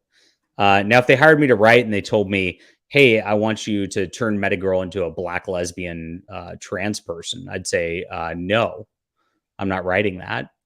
But that's kind of there's where my moral line is, I guess, right? Finbar says, no, I'm not the artist. So who's the artist on the book? The artist on this is Jethro Morales. He works for Dynamite right now, and he's on Sheena, Queen of the Jungle, the old classic character. He's also worked on Green Hornet over there and Deja Thoris of Mars. So he's out there getting mainstream work now. It's pretty cool. Awesome. Yeah. So we were just winding it down, so we really don't have anything other. We were just going over the weekly polls, and yeah. So we're just gonna run back to that. Fun conversation. Yeah. I'm gonna clip this out so I can make a little money off of it. Good. I'm gonna put crazy John Delarose shows up. All hell breaks loose. You want me to scream at the camera? Like, nah. Okay, I can. Whatever gets you clicks. Pretty much nothing, but it's fine. All right, so we were talking about the favorite 90s cartoons. 56K Warning said Reboot. As a kid, it was just another banger cartoon. As an adult, it was a love letter to computer nerds. I also agree. Reboot was a good cartoon. Never saw it. You were an adult by the time these cartoons came out, John. Animaniacs, I was a kid. What was your favorite 90s cartoon? Animaniacs. Jay Cut says Spider-Man, the animated series. Extra Hero said Digimon. Started in August 1999, so I'm going to give it to Digital Monsters squeaking their way to the win at the end. It was all right. Joe Spider-Man, the animated. Is he talking the 70s or 60s one, or is he talking the 90s one? The 90s one. This is all 90s one. Favorite 90s. Oh, yeah. So Spider-Man was my second. I'd say Animaniacs is first and Spider-Man second. So those are good choices. I think Gargoyles was the best, with Batman the animated series as second. Super J says Batman was the best, but Tick was my favorite. Jan Ung likes Captain Planet and the Planeteers, but he says X-Men had one of the most iconic themes of all times. Squealer says Beast Wars with Aladdin as a runner-up. George Chirinos, I hope one day I can take a picture of my two towering heroes who both stand as tall as the Empire State Building, Tommy Scamarico and Eric October. One in each of my arms at 6'1" to show their presence and how towering it is. That's a weird comment for a 90s cartoon, George, but I guess you do you. Specky says Rocco and Tommy Limiko, X-Men was so hype. It was like a special event each week, and we taped it. I taped some cartoons back in the day, too. All right. And our last poll was on a scale from 1 bad to 5 awesome. How would you rate the current state of the Geek Community, this channel? We always like to see what the audience thinks of this channel. Overwhelmingly, they think we suck. 33% gave it a 1. How many people are trolling you intentionally to do that, though? Probably most. 95 votes. 2 got 7%. 3 right in the middle. 29%. 4 got 14%, and 5 got 17%. I agree. There's always room for improvement. We kind of suck here, but we'll get better. All right, and Finbar says, and our Ask Me Anything for the members, he says, the gods are angry. One of the people in the current chat has to be sacrificed to save the rest of the people in the chat. Tony, the decision has fallen to you. Who are you choosing and why? Well, who's in the current chat right now? You know what? I'm going to make an easy decision, and people are going to say I'm an asshole for this, but Potion Sword Run, you're the one who has to go. Because he's already sick. Potion Sword Run, everyone else I know is healthy. Potion Sword has a bad kidney, so it's like euthanasia at this point, right? Sorry, Primo. Oof. But yeah, that's it for this week. That's all we got. Thank you, Beefy, for showing up and talking some comics with us. He was showing off his collection earlier. Awesome. I missed it. You did. That's why I said John's in the chat. But I was like, we already talked about comics, and now he shows up in the middle. To see you, it's been swell. My kidney hurts anyway. Poor potion. Thank you, John, for showing up. I'm sorry. I guess EG couldn't get in. He was trying. He couldn't get in. He couldn't get his. You're scared of me, EG Mars. You're scared of me, and you're Liam Gray, and that is why you won't come in here and stream like a man. Yeah, there it is. There's the thumbnail. Got it. All right. Thank you all for watching, as always. Thank you for the super chats from Dorian. I appreciate it. And as always, love, peace, booty grease. We out this bitch.